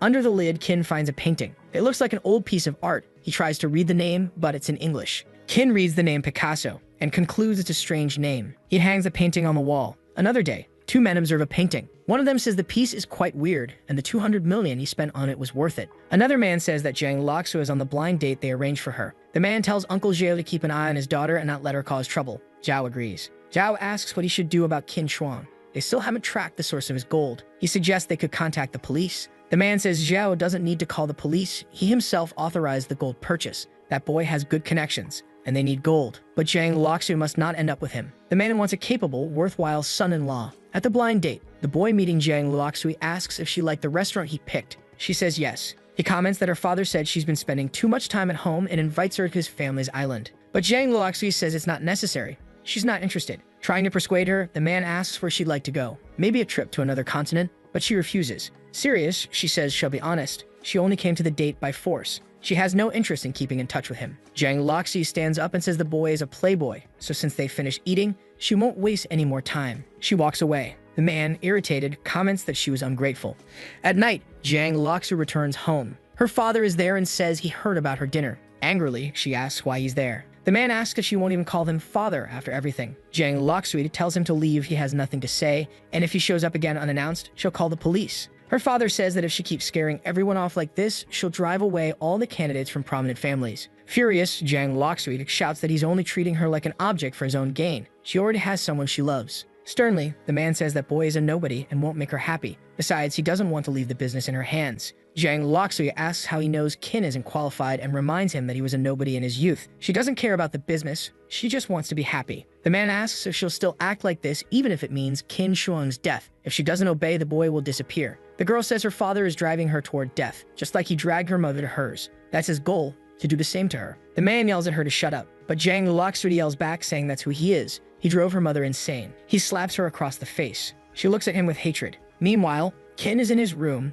writing a shopping list. When someone rings the doorbell, he wonders who it could be at that hour. It's Jiang Luoxu. He asks why she didn't call him. He was planning to visit her the next day. Excited, he says it won't take a year, and he'll soon have enough money for her father to accept him. She kisses him. The boy gets nervous. She gets closer. Qin pulls back and asks her to wait. He asks if something happened, if it was her father. The girl tells him to forget all of that for now and focus only on her. Jiang Luoxu draws near and says she missed him, and that he should hug her tight. Later that night, Qin is nervous in front of Jiang Luoxu. She asks for his help adjusting her outfit. He helps her. She lies down on the bed happily and thanks him. Qin is shy and reflects on how beautiful she is. The two decide to spend the night talking to distract themselves and pass the time. Lying in bed, Qin reflects that he's 20 years old and has never had a good life, but now everything has changed. He has Jiang Luoxu, someone incredibly kind to him. He reflects how lucky he is that someone like her likes an ordinary man like him. From now on, it's his mission to bring her happiness and protect her. When he looks over to where she should be sleeping, Qin finds an envelope. He's confused. He reads it, and in the letter, she says she's going to a distant land and can't say where. She wants to live far from her father and doesn't want Qin to suffer, so they must part. But she doesn't want to abandon the person she loves and run. She plans to come back when she's strong enough to face her father. To make sure he won't forget her, Jiang Luoxu made the first move the previous night. He should wait for her return. Qin is speechless. Sometime later, he returns to the post-apocalyptic world. He arrives at the hideout and announces he's back. He's in terrible shape, depressed, and exhausted. Yunlin asks why he looks like that. Ruyu asks if he couldn't find any supplies. Kitten says he brought food for them even more than last time, enough to survive for a few months. He's going to be away for a while. Ryuyo is confused and asks if he's not going to sell the supplies and wasn't trying to get more gold. The boy says he's heartbroken, and even gold is useless right now. The girls are shocked. Yunlin reflects that this means Kin has a girlfriend. Ryuyo says she didn't expect him to have one. Kin says they hadn't even started dating before she left. He questions why she didn't even say goodbye. She even canceled her phone number. He has no idea where to find her. Kin begins to leave, but Ryuyo stops him. She asks if this isn't just a breakup and tells him to find someone else. The boy says she doesn't understand how he feels. He's broken. He has no energy to look for someone new. The girl grabs his arm, and it gets closer. Kin gets nervous. Ryuyo says that as long as he brings her tasty things, she might reward him. Kin gets distracted, and the girl reflects that he doesn't seem like someone who's out of energy. Then she pushes him away and says it's over. She's given him enough attention already. Kin looks downcast again, saying that just that won't cheer him up. Yunlin joins the conversation and asks if he accepts her attention. Kin says yes, but he wants to hug her. Ryuyo eats a piece of bread. While her sister gives attention to Kin, he hugs her tightly. The girl complains, but Kin says it's barely been 30 seconds. Ryuyo watches and finds it amusing. Far from there, a soldier asks Captain Lai if they really need to do that. The risk of thawing Yi to extract the dark energy is very high. If he wakes up, the consequences are unimaginable. Lai says their base was only respected because of Yi's power. Now that they know he's gone, base G04 could be taken at any moment. They can't wait much longer. Lai orders them to fetch Hao Junmai. The soldier agrees and leaves the place. Li approaches the ice. The man says he doesn't know what Yi encountered that drove him insane, but it happened at just the right time. For a long time, he refused to expand the territory, but his power could have let them dominate all the surrounding regions. His indecision brought him down, so now Light wants his power. He plans to use that power to control that land far away. Yunlin complains that Kin is already getting on her nerves.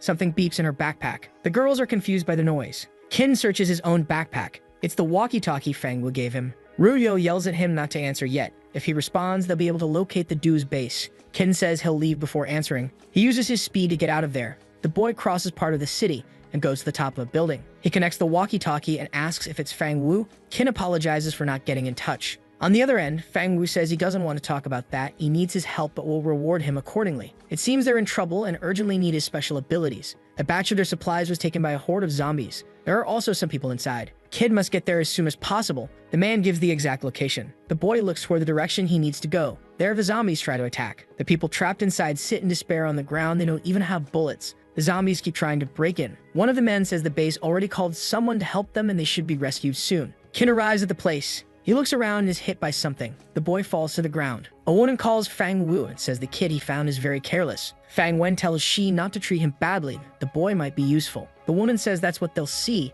then tells Kin to follow her. Several trucks are moving on the road. A driver tells Chief Fu that they got lucky this time. He didn't expect to find so many medical supplies. Since Kichi died, the position of Chief of Justice is vacant. The guy asks if Fu thinks he'll get the position when they return, but he replies that he's just doing his job without thinking too much about it. Suddenly, the trucks crash. Someone yells that it's red zombies. Several men get out and try to shoot the monsters, but they can't take them down. The driver gets out of the truck and holds the zombies with his elastic arms. That way, the others can shoot without the creatures dodging. But the shots end up damaging one of their tanks. Fu says it's not a problem and they can transfer the resources from one truck to another. From the top of one of the trucks, a man sees something. It's a horde of zombies just 800 meters away. The creatures approach quickly. Fu yells for them to load the medical supplies and get in the car. A man says the fuel tanks are still in the other truck. Then Fu says they don't have time. If they meet that horde, they'll die. They can worry about the fuel later. Everyone gets in the car, time passes, and the fuel starts running out. The driver tells Captain Fu, who orders them to stop. Everyone gets out of the vehicle. Fu asks how far they can go with the fuel they have. Someone says 10 kilometers. Another says maybe 15 kilometers, but they're still 30 kilometers from the Earth Alliance. Fu says he knows they haven't rested in days, but they can't relax and need to find gasoline. The man says there should be gasoline 5 kilometers in another direction and suggests they split up. The vice captain should go after the fuel. The vice, who is also his driver, agrees. Far from there, a group walks among the cars looking for fuel.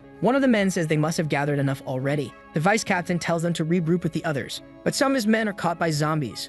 Others shoot at them. A soldier tells everyone to run. The vice orders them all to run. It's too late to help those who are bitten, and he shouts for them not to shoot, or they'll attract more zombies. But there were too many zombies. They couldn't escape without shooting. Now they're out of bullets inside a truck. The vice tells everyone to breathe slowly for now. The zombies start banging on the vehicle. Everyone inside is panicking. While the monsters try to break in, the vice leader says the base will save them. Fang Wu says two people's job is to lure most of the horde south. Fang Wen will divert a smaller portion to the west. Kin asks what he should do, and the man says he'll help him rescue the people. The group moves forward to put the plan into action. There are a lot of zombies. A sound car approaches making loud noise. From inside the car, they yell for the zombies to follow the dance and let themselves be filled by the melody. The horde is diverted. Fang Wu tells them to move forward. Qin asks why there are still so many zombies there. Fang Wu says some of them are deaf due to decomposition. The man says he'll hold the zombies off and Qin should start the rescue, but it's locked. The boy yells for them to open the door quickly. They unlock it. Qin is shocked and asks if it wasn't supposed to be a dozen people. He asks Fu why he's the only one there.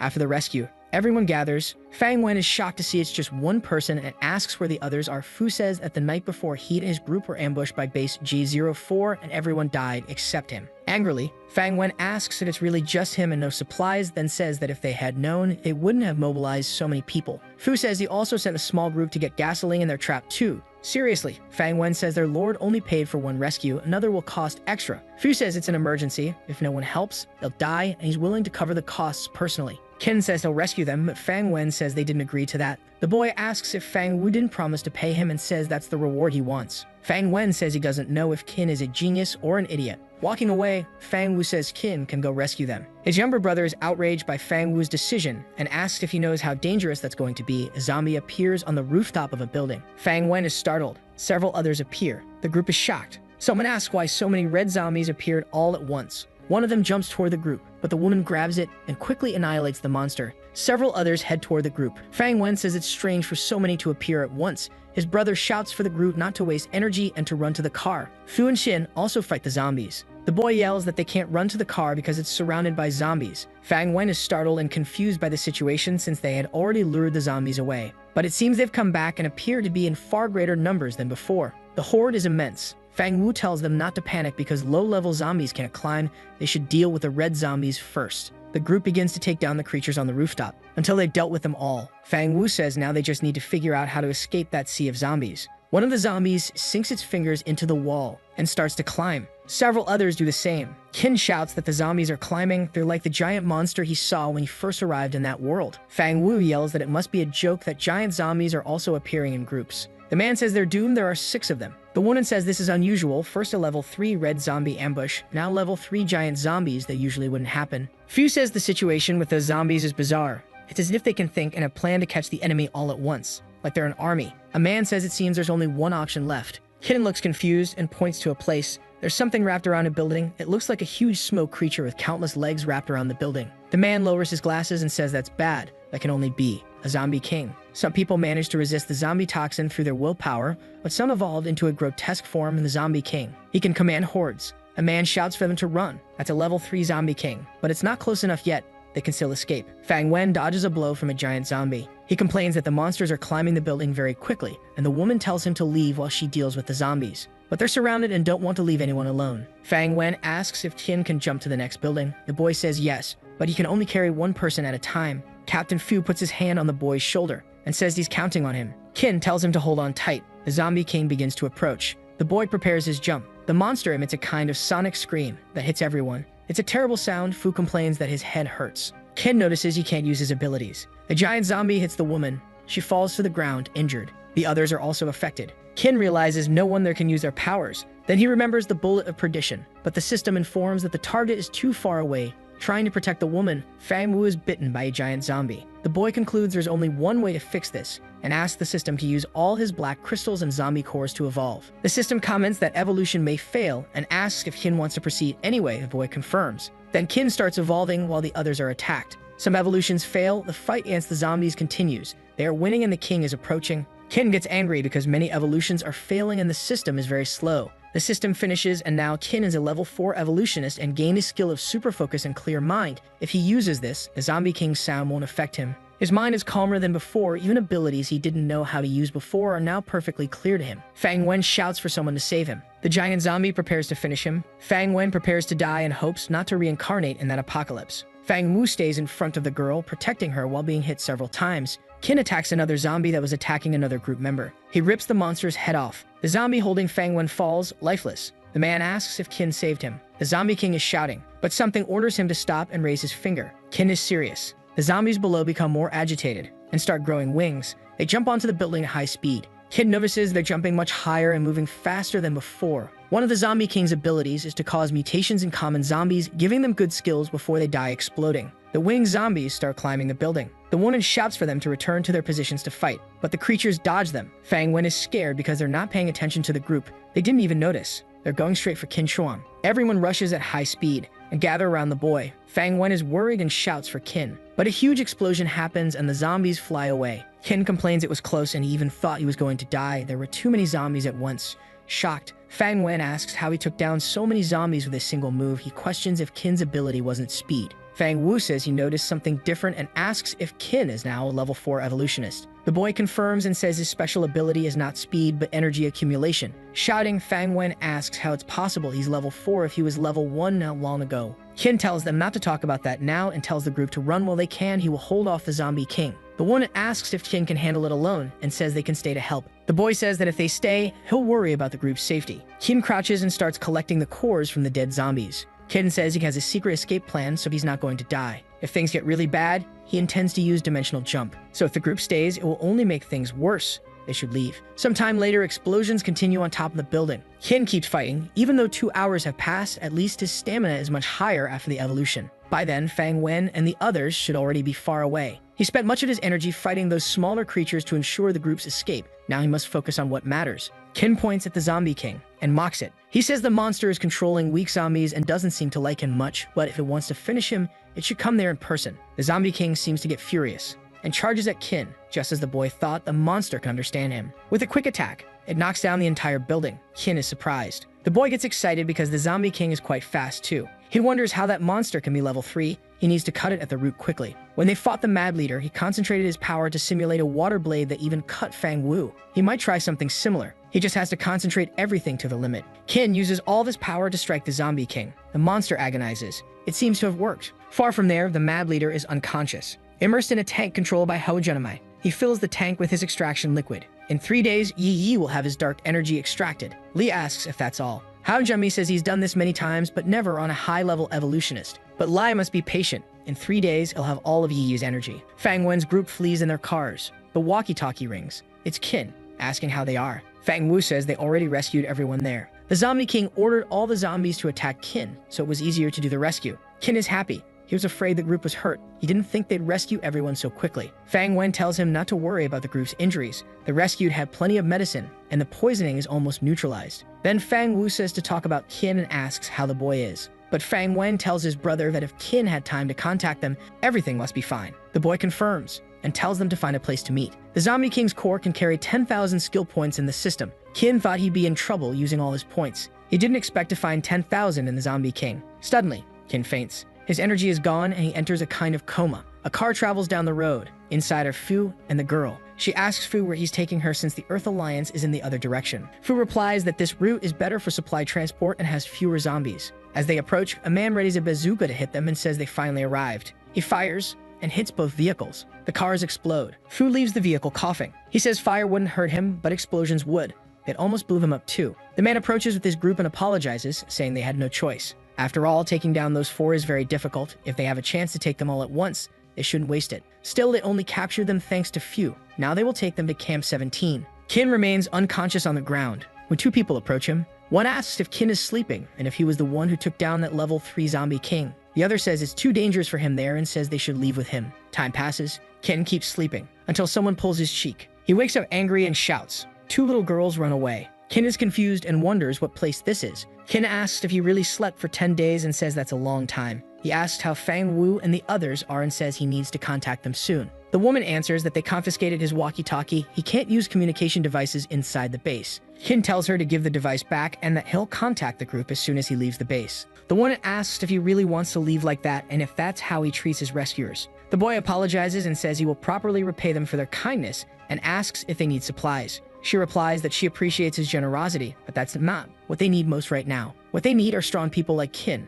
The association has a favorite ask of him. Qin says he'll do anything, just ask, but he needs to talk to his friends first. Excited, the woman says she'll send someone with him outside the base so he can use the walkie-talkie. Outside, Qin wonders why no one is responding. The woman with him says they may have lost the device, but now they have to go back to the base. The leader is waiting for them. The boy reflects that it seems he won't be leaving anytime soon. They stand before a huge building. Qin asks where they're taking him and if he shouldn't be meeting their leader. The woman says she wanted to tell them earlier, but before meeting the leader, he needs a bath. Since he hasn't bathed in days, he smells very bad. She hands Kin a bathing kit. She takes him to a bathhouse, then says she'll wait for him outside. The boy enters. Kin wonders if he really smells that bad. He doesn't notice any scent. Inside the bathhouse is a woman. Kin is surprised and apologizes for entering the wrong place. Then he switches sides and enjoys a good bath. The boy relaxes in a bathtub. A lot happens suddenly. He hasn't even had time to think about his broken heart. It seems he needs to stay busy. Right now, his focus should be on making money. If he helps them, he should get another business partnership. Several people start entering the place.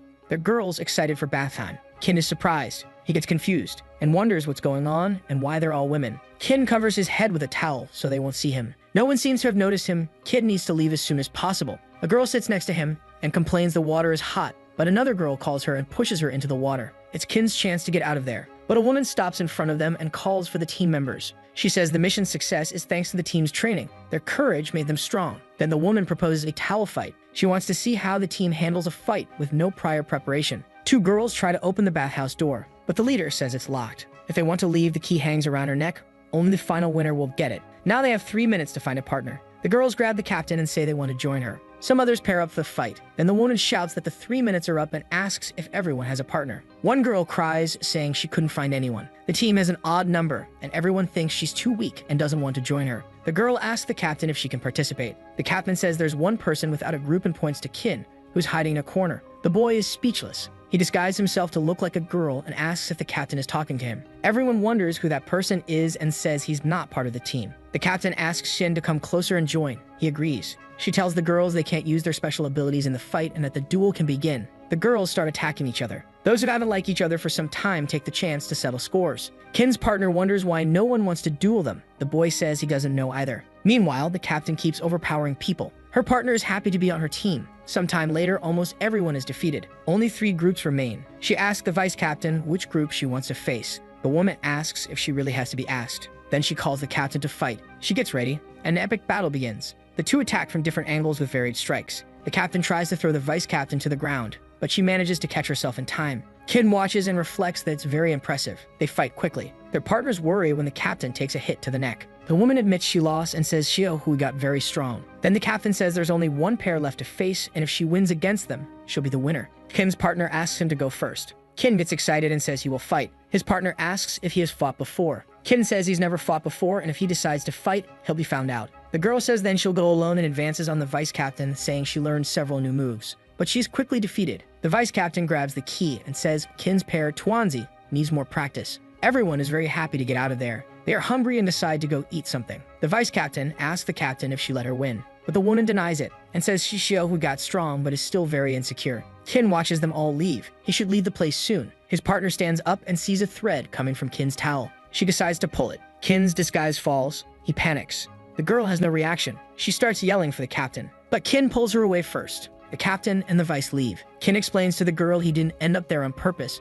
but she keeps shaking. Then Kin threatens her. The girl calms down. Kin relaxes and asks her to listen. He explains he's not a pervert. Before all this, far away a week ago, Ruryo asks her sister where she's going. Yunlin answers she's going after Kin because he has a return in 3 days. Worried, Ruryo says she'll go with her too. The two go to base G04. Ruryo says they should be able to get Fang Wu's contact there, even if they don't know where Kin is. Lai talks to the girls and says he doesn't know where Kin Shuang is. But if something happens to Qin, it won't be good for him. So he'll send his subordinates to find him, and they'll also get Fang Wu's contact. Yunlin thanks him, but her sister says nothing. When they leave, Yunlin asks what's wrong since she seems frustrated. Ruryo replies she's not sure, but something seems strange. The captain is different from before. His magnetic shield is floating uncontrollably. They must get Fang Wu's contact and leave. Elsewhere, far away, Fang Wen's group caught in the ambush is trapped. The woman complains they've been trapped for a week, receive food but no information. Some footsteps approach. She falls silent. A man comes near and tells her she still has a strong temper, but he already warned her to stay calm. The group is surprised. They recognize who they're seeing. It's the group leader, who asks what he's doing there. At night, Yunlin and Ruryo escape by jumping over the wall. Hamjumi asks if they'll let them escape like that. The captain says keeping them locked up would only raise more suspicion, but he really doesn't want anything to happen to Qin Shuang. With their resources, they can prosper. He ordered his men to follow them secretly and report any updates. The girls move away. They drive a car. Ruryo tells Yunlin to rest a bit because she's been driving all night. They eat instant noodles. Ruryo says it's delicious and Yunlin agrees, saying if it weren't for Qin, she'd never have tried it. Then Ruryo asks how her sister feels about Qin Shuang and if she likes him. She says she doesn't know. Everything has always been about Ruyo and her protection, but with Kin, she can relax. Not hearing from him for so long makes her think he's in danger, but maybe he just got tired of them and left. Yunlin says it doesn't matter. She just wants to see him again. The girl asked Ruyo if she didn't want to kill Kin and what changed suddenly. She replies he's not bad. Yunlin tells her sister to treat him well when they meet again. Smiling, Yunlin says Kin thinks Ruyo is very cute.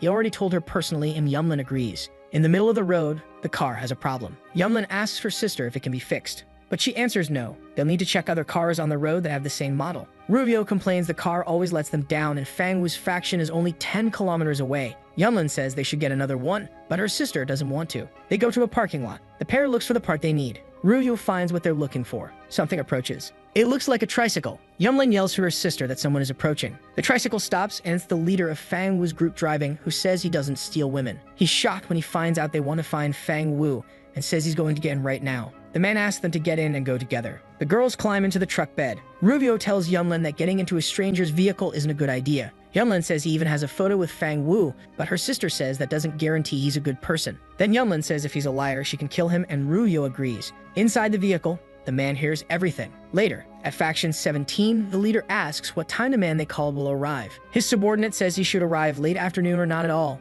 The information wasn't clear. Angrily, the leader threatens him if he keeps telling nonsense. They're at a market. Fang Wu's friend's tricycle approaches. He parks and says they're almost at Faction 17 and should wait there for him. The man will go get Fang Wu and the others. But if he doesn't return by the next day, they can leave. Someone announces to the leader that Yahello is there. The man approaches and apologizes for being late. One of Faction 17's members says it's okay and they're happy to see Yahello. He asks the man to sit and says he prepared food for him, but Yahello refuses. Seriously, Yahello says they kidnapped his people and forced him to come there so he doesn't want to eat with them. Yahello tells them to hurry up and say what they want because he has no patience for that little group. Then the faction guy says he knows Yahello's group does anything for money. They want Yahello's group to refuse helping J04 because they want to invade. Hidden outside the market, Yunlin tries to observe what's happening inside and asks her sister if they shouldn't wait in the car. Ruyo says they don't know if that guy knows Fang Wu and it's not safe to wait there. If they hide, they can see him when he leaves. Someone watches the two running. It's a man with a sniper. He prepares to shoot, but is hit in the head by one of Lee's men.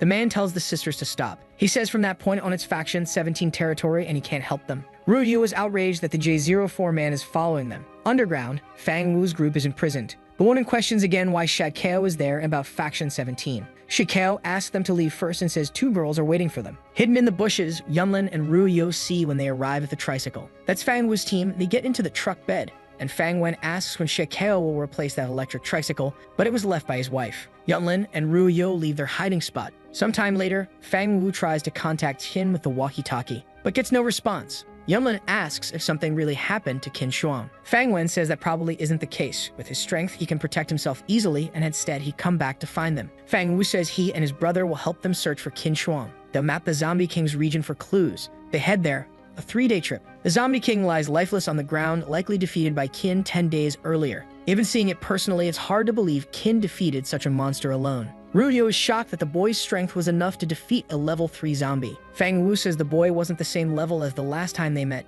His power grew at an absurd speed. The J04 soldier observes everything. Fang Wen notes they find no trace of Qin there, so they should look elsewhere. Ruyo asks them to wait while she searches. The girl uses her super information processing ability. There's Qin's handprint on the ground. 2 different people approached, judging by the different grips. There are also marks showing Qin was dragged from there. So Ruyo understands what happened. 10 days ago, Qin was likely taken by the climber aides. If that's the case, Qin should be safe as that's a group that doesn't kill innocents. Fang Wen says he's not answering the walkie-talkie and the girls in that group are pretty, so you might have decided to stay there. The J04 soldier says they've been traveling for a long time and would like to take a break and eat something. Everyone agrees. The sisters prepare instant noodles for everyone. Fang Wen leaves the area and enters the building. Inside, someone approaches. It's Lee's soldier. Fang Wen asks if he also came there to urinate. Then he says Captain Lee knows how to handle things, sending someone to care for Qin's company, and therefore they'll give them a discount the next time they're hired. But the man catches Fang Wen off guard. His ability makes evolutionary beings of the same level lose their powers and nobility while within his domain. Lai ordered his soldier Wu Yang to protect those girls and help them safely find the group. Yi Yi was easily captured by Fang Wen's abilities. Now that he possesses Yi Yi's power, the only one who can threaten him is this young man. It's Wu Yang's duty to find Fang Wen and capture him. The young man's ability has great potential and could be useful to them. Wu Yang remembers Ho Junmai laughing. He grabs Fang Wen to take him away. At that moment, Fang's walkie-talkie falls from his pocket. It starts beeping. On the other side, Qin is trying to contact the group, but he had returned to meet the leader. A girl approaches. She asks if Tuanzi captured Qin Shuang in the women's restroom. The girl confirms. She says he even gave her a precious lollipop to keep her quiet, but she would never sell herself. The vice captain questions if that's the kind of man the captain brings inside. Then she says they can't keep someone who ignores the rules there, he must be expelled. But Tuanzi says they need to teach him a lesson. Qin tells her not to be crazy and says it was all an accident. He shouts that he saw a woman in the men's bathroom and thought he was in the wrong place. He looks back and sees the person he found in the bathroom. Qin shouts that she's the one he saw in the men's restroom. The young man says she was in the men's bathroom, and if he hadn't seen her, he wouldn't have mistaken the restroom. But the person tells Qin to stop yelling and shows him he's not a woman. Qin is speechless. A girl says it was all a misunderstanding and Qin didn't do it intentionally. She asks Tuanzi to untie the boy. Elsewhere, Qin knocks on a door. A woman is happy to see him and apologizes for earlier. She gives him the zombie king's core that he killed. Qin is shocked that he hadn't stored that core earlier. He could have lost it. The woman says a core like that is very valuable and Qin should keep it safe. Qin reflects that not only did she save him, but she also returned the core. In that world, it's strange to find such a kind group. The girl tells Qin to sit down so they can talk. He sits beside her. Qin says he'll help them with whatever they need. But the woman says what she's going to ask is very dangerous, and she needs to explain the situation first. They discovered that base shortly after founding the climbers' assistance, and that was crucial because there was a hydroelectric station there. But she noticed the entrance to the hydroelectric plant was blocked by something. They sent Xiaohui to check the situation underwater. At the bottom of the water, she found something. It was a pile of giant zombies bloated with water. She fled upon seeing them. They tried everything to eliminate the zombies, but nothing worked, and more than 10 people have already been sacrificed. Qin says he's seen zombies like those before and questions their level. The girl says they're level 4 and move quickly in water. The young man says he's never seen that personally, so if he's unsure if he can handle it, he needs to take a look first. They take Qin to the hydroelectric plant and show him where the zombies are located underwater. He says he'll go down to check, but the girl asks if he's crazy. She says he'll die if he goes down unprepared, and they always descend in teams. Qin says it's fine and that he can escape if he's in danger. The young man jumps into the water. He starts swimming downward. There, Qin encounters several giant zombies. It's genuinely challenging. He needs to get closer to view information about the zombies. Qin approaches. These are level 4 aquatic zombies. They rarely migrate, move well underwater, and use water jets to attack humans. The young man thinks he could handle 1 or 2, but there are hundreds here. Meanwhile, a zombie approaches him from behind. The MC sees the zombie just in time. He grabs its teeth, but the monster's bite is quite strong. Despite being enormous, the zombie moves silently. Even the water remains calm. Qin calls the zombie a water-loving radish and says he's not so easy to swallow. The young man gathers energy in his leg. He takes a massive leap, pushing off the creature's mouth. Qin looks down at them. He concludes he can't handle so many, so he better escape quickly. Outside, the girl wonders why Qin hasn't returned yet.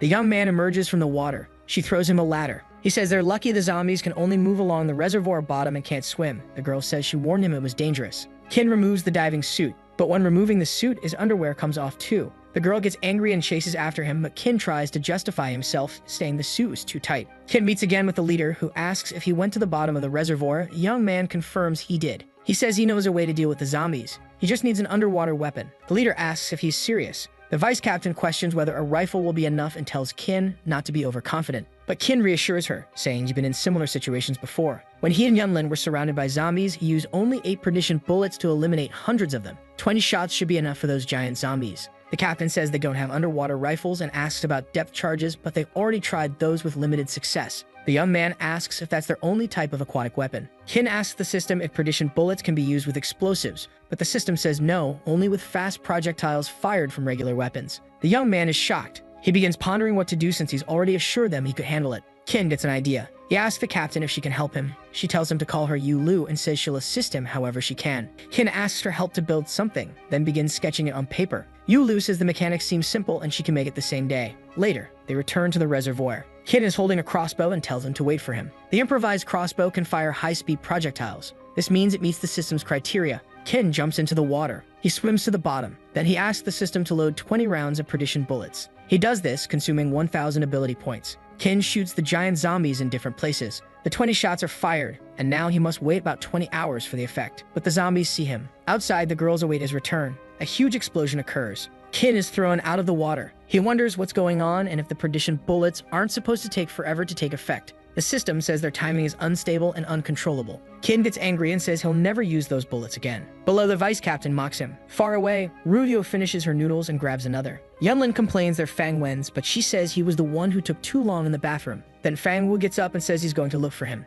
Inside the building, he searches for his brother. He finds the walkie-talkie on the floor. Fang Wu returns and says Fang Wen is missing, and he found his walkie-talkie. Ruvio says she didn't hear any strange noises in the past few minutes. The man reflects that it's strange Fang Wen disappeared without a sound. He was probably taken when his guard was down. But nobody else went inside. He saw them with his own eyes. He wonders if this is his boss's doing or the others, but Fang Wen wouldn't leave without warning. Yunlin says this is very strange and Fang Wen might be in danger. He should inform his companions. Fang Wu says he promised to help them find Qin Shuang. The girl says it's fine. If he's with the climber's assistance, he should be safe. Wu Yidong says Captain Lai sent him to look after them, so Fang Wu doesn't need to worry. The man agrees. At night, Wu Yong finds someone behind a tree and asks what he's doing there. It's a man identical to him, who asks if Wu doesn't think the captain has changed a lot since meeting Hao Junmei. The same happened with leader Ye. But Wu Yong says that's all speculation and the captain's dream is to unite humanity and protect everyone from zombies. The man says if Wu Yong doesn't believe him, he'll look for evidence. Lai helped them since childhood. He doesn't plan to let Hao Junmei ruin everything.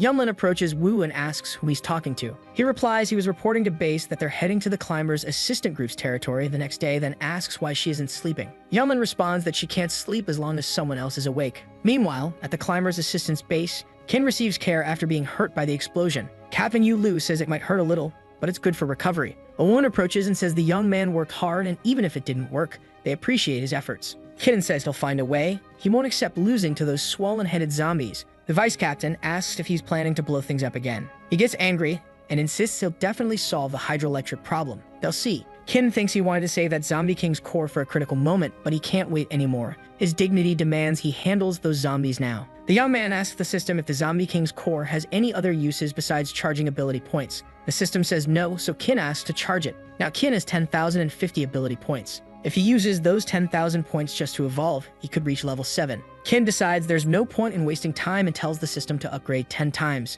But evolution fails. Qin tries again, 30 times. But it fails again. He asks for another 50 attempts. Qin becomes hopeful, but it still doesn't work. He's angry and the system asks if he wants to keep trying. Qin reflects that he has few points left. If he tries evolving again, he'll lose everything. Elsewhere in the base, the girl approaches the leader and says there are 3 people at the gate claiming they've been looking for Qin for some time. The woman authorizes their entry. The gates open and the people enter. The leader says she heard they're friends of Qin and asks if they're part of any faction. Yunlin replies they're freelancers without any faction. Ruvio asks to call Qin and says they have an urgent matter to discuss. Smiling, the leader says they can talk to him personally and asks Chuanzi to lead them. Chuanzi tells the sisters to follow her. Ruvio comments it's exactly as she thought. Qin completely forgot about them. She questions why they should follow someone like him. Yunlin replies that after seeing Qin, they'll leave. Chuanzi points to a room for the two, saying Qin is inside. Yunlin makes a motion to enter, but gives up. Ruvio asks her to open the door, but Yunlin refuses. Yunlin starts to leave, saying at least they know he's fine, so they should go. Ruvio feels sad, but someone opens the door. It's Qin. He shouts upon seeing Yunlin. He asks how she got there and whether she has enough food. He really thought he heard her voice earlier. Ruvio complains, asking if he has any idea what they've been through. Yunlin scolds her sister. Qin is confused and asks what happened. Smiling, Yunlin says it was nothing as long as he's okay. After getting updated, Qin asks who captured Fang Wen. Yunlin replies she doesn't know, but Fang Wu went after him. The young man says he didn't expect them to face so much danger just to find him. He should have contacted them sooner. Qin then says he'll talk to leader Qi and Muyo, saying the repair of the water station will have to wait a bit, as he needs to help Fang Wu find his brother. They leave the base. Yunlin says she didn't expect the leader would agree without any trouble. Qin says she's a good person. In a car, Fang Wen is tied up. He searches for something on his wrist and presses a button. Immediately, Fang Wu's walkie-talkie starts beeping. It's Fang Wen's transmitter sending his location. The transmitter is hidden beneath the skin and only pressed in emergencies or dangerous situations. Fang Wen's location is at the J04 base. Li's soldier approaches him and reports that Fang Wen has arrived. The commander is pleased and orders Hou Junmei to be summoned. Concerned, the soldier asks if his chief's body is alright. Ever since Yi's energy was transferred to him, his health has deteriorated. Lai replies that he's fine and healthy. This is just an initial rejection reaction, and he simply needs to take a suppressant medication for a while. Nervously, the man says Lai trusts Hou Junmei too much, as he has no reason to help them without receiving anything in return. Lai tells him to stop talking. He says he knows the soldier is worried, but he has his reasons, and they must remain focused on their goal, creating a safe fortress for everyone. That way, people won't have to fear zombie attacks and humanity will evolve. This is their shared wish, but humanity is divided into factions, so initially, power must be taken by force. They must establish control over all factions. Only then can humanity become stronger. Only then will humans unite and they can build an impenetrable fortress. Wu Yang says Qin Shuang seems safe, so his mission is complete. Qin says Yunlin told him Wu Yang kept them safe. Wu Yang confirms it, adding that he only didn't enter because of his bad relationship with the climber's assistants. Now he'll leave. Qin says he didn't realize Wu Yang's leader was so loyal, and next time they do business, Qin will deliver 10 tons of rice for free. He uses the walkie-talkie. He contacts Fang Wu, telling him he's safe and sound. Fang is relieved to hear he's safe. He then asks if someone is with Qin, saying he wants to speak privately. Qin agrees. He steps away from the group. Fang Wu tells Qin his brother was captured by the J04 group. Qin asks if he's certain and Fang Wu confirms it. Qin then asks where Fang Wu is. Fang Wu says he's outside J04's base and has informed the organization. When they arrive, they'll raid to rescue him. Qin tells Fang Wu not to act recklessly as J04's defense is strong and asks him to wait so they can plan together. Fang Wu says he fears that waiting might endanger his brother even further. Qin acknowledges Fang Wu's concern but reassures him that if J04 wanted Fang Wen dead, they wouldn't have taken him to the base. He asks for 20 hours. In 20 hours, it'll be early morning, an ideal time to strike. Plus, Qin will already be inside for support. Fang Wu agrees to wait the 20 hours. They travel by car. Qin tells Li's soldier he wants to personally thank the captain. The soldier confirms that the captain wishes to see him, so Wu Yang will escort them to the J04 base. At the J04 base, Captain Li coughs heavily. A purple fluid appears on the cloth in his hand. He asks Hao Junmai if his medication shouldn't relieve these symptoms and wonders why he feels such chaotic energy within him. Hao Junmai replies that the captain shouldn't rush things. Everything has its own pace and his body needs time to adapt. The man gives Lai a vial and says this is the new medicine he should take. Lai takes it and Hao Junmai asks if he feels better. Excited, Lai says the medicine acts quickly. He barely took it and already feels his energy stabilizing. Hao Junmai says that's good, and from now on, whenever Lai's energy feels uncontrollable, he can drink that. Later, Hao Junmai is alone saying he needs to report something. He wonders if the Witch Queen will reward him. On a tablet, he calls someone. A woman answers. Ho greets and praises the Witch Queen. She asks how the experiment is progressing. He says everything's going well, and if nothing goes wrong, they'll finally create a perfect combat machine this time. The Witch Queen praises Hao Junmai and says she'll reward him if it works. He asks if he could get a tight hug from her if he succeeds. She laughs and agrees. If he completes the experiment successfully, she'll grant him whatever he desires. But she's heard similar promises from many others. They always assure her they can do it, until they exhaust her patience completely. And no one has produced results that satisfy her yet. Dr. John, for instance, disappointed her. The woman finishes him off. The Witch Queen drains Dr. John's energy, until he loses all of his life force. She smiles happily, and drops John to the floor. She says at least John was useful before dying, then orders his body to be removed. The Queen summons her subordinate, Hu Meng, and tells her if the experiment succeeds, she must retrieve it personally from Hao Junmai. The girl agrees. Meanwhile, at base G04, Lai greets Qin with open arms, and the young man thanks him for his care. The captain tells him to relax, it was his duty, and he wouldn't want to lose such a valuable supplier. Hao Junmai greets Qin, saying he looks stronger, and Qin asks why he's there as well. Lai replies that Hao Junmai is providing him with some medications. Qin starts to understand what's going on. He then says he's brought several boxes of wine to enjoy the night. Hao Junmai remarks that Qin must later tell him how he got so strong. In the hall, they gather to drink. Hao Junmai comments that the wine is sweet and delicious but causes terrible hangovers. 2 cups weren't enough to make him drunk. Li agrees, saying he has great tolerance, but after 3 cups, he can't even stand up. Qin laughs, saying he didn't expect it to be so strong and decides to stop drinking. He asks Yunlin and Ru Yo to help him to his room. Then Qin whispers to the girls that Fang Wen is at this base. He didn't have a chance to tell them earlier because of Wu Yang. They must find Fang Wen's hiding place before 3 a.m. Fang Wu is waiting outside, so Qin tells Yunlin to follow Captain Lai. He instructs Ru Yo to follow Wu Yang as he might know something. Qin will follow Hao Junmai himself. They'll escape and regroup in Qin's room by 3 a.m. Yunlin follows the captain. Ru Yo follows Wu Yang. Meanwhile, Qin follows Hao Junmai. Hao enters codes into a wall panel. Qin observes from afar. Then Hao Junmai goes through a secret door, exactly as Qin suspected. Qin follows him and reaches a room illuminated by purple lights. There, Hao Junmai is laughing while preparing his potions. The man says he's short on time, he must take medication to calm himself and return to work. The experiment's success is crucial. He's almost at the 2nd adaptation stage. Once he reaches the 3rd stage and drinks that potion, he'll undergo a mutation, doubling his strength. Qin wonders who Hao Junmai is talking about. Then something catches his attention, a massive tank containing Yi's body. He wonders if they're experimenting on humans and if Fang Wen was captured for the same reason. Yi suddenly opens his eyes. Qin is startled that Yi is alive. Yi moves his mouth, asking Qin to save him. Qin thinks he won't save him since Yi tried to kill him. Hao Junmai's communicator beeps. It's Lai. who shouts for Ha Jumi to bring more medicine immediately as the energy inside him is becoming chaotic again. Seated at a desk, Lai is losing control. His body begins to transform. Yunlin, observing secretly, wonders what's happening. Li's back becomes grotesque, and she questions whether he's still human. Ha Jumi tells Lai he's on his way. He laughs, pleased that the commander is almost at the 3rd stage. He leaves the secret room. Qin takes advantage of this opportunity to search for Fang Wen. He finds pieces of animals scattered around and preserved embryos. Qin wonders if they're human, but thinks that's impossible since they have wings. Qin opens a metal box. Inside, Fang Wen floats in a liquid. Qin pulls him out, shouting for Fang Wen to wake up. Fang Wen still has a pulse and is alive. Qin decides to get him out first. He passes by Yi again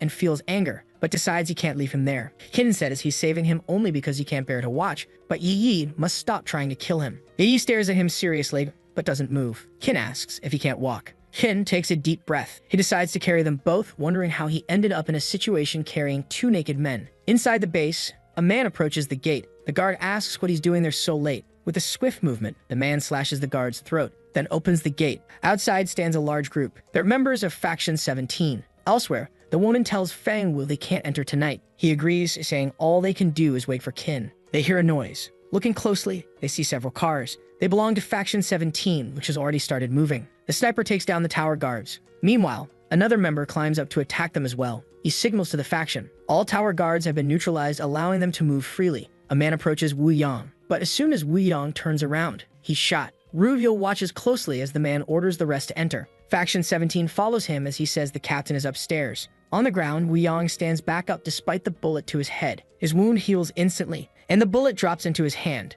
Ruvio realizes she's seen these people before. They're members of Faction 17. Meanwhile, in the captain's quarters, Lai takes medicine provided by Ho Jumi. After drinking, Ho Jumi asks if Li feels better. Lai confirms. Hao states they're nearly at the 3rd stage of treatment. Success is near if they get through this. Ho Jumi thinks about how Lai took the 3rd stage medication without rejection, which is excellent. Suddenly, gunfire erupts. Faction 17 is attempting to eliminate Lai. Bullets from machine guns riddle the door. They break it down soon after. The faction leader is shocked that none of the bullets hit Captain Lai. Li asks if he's from Faction 17, Kong Wujing. Surprised that Lai knows his name, Kong replies that he's not just the leader of Faction 17, but now the leader of the J04 base as well. In the corridors, Qin continues carrying the 2 men. He sees an explosion and someone gets thrown violently aside. Kong Wujing crashes to the ground.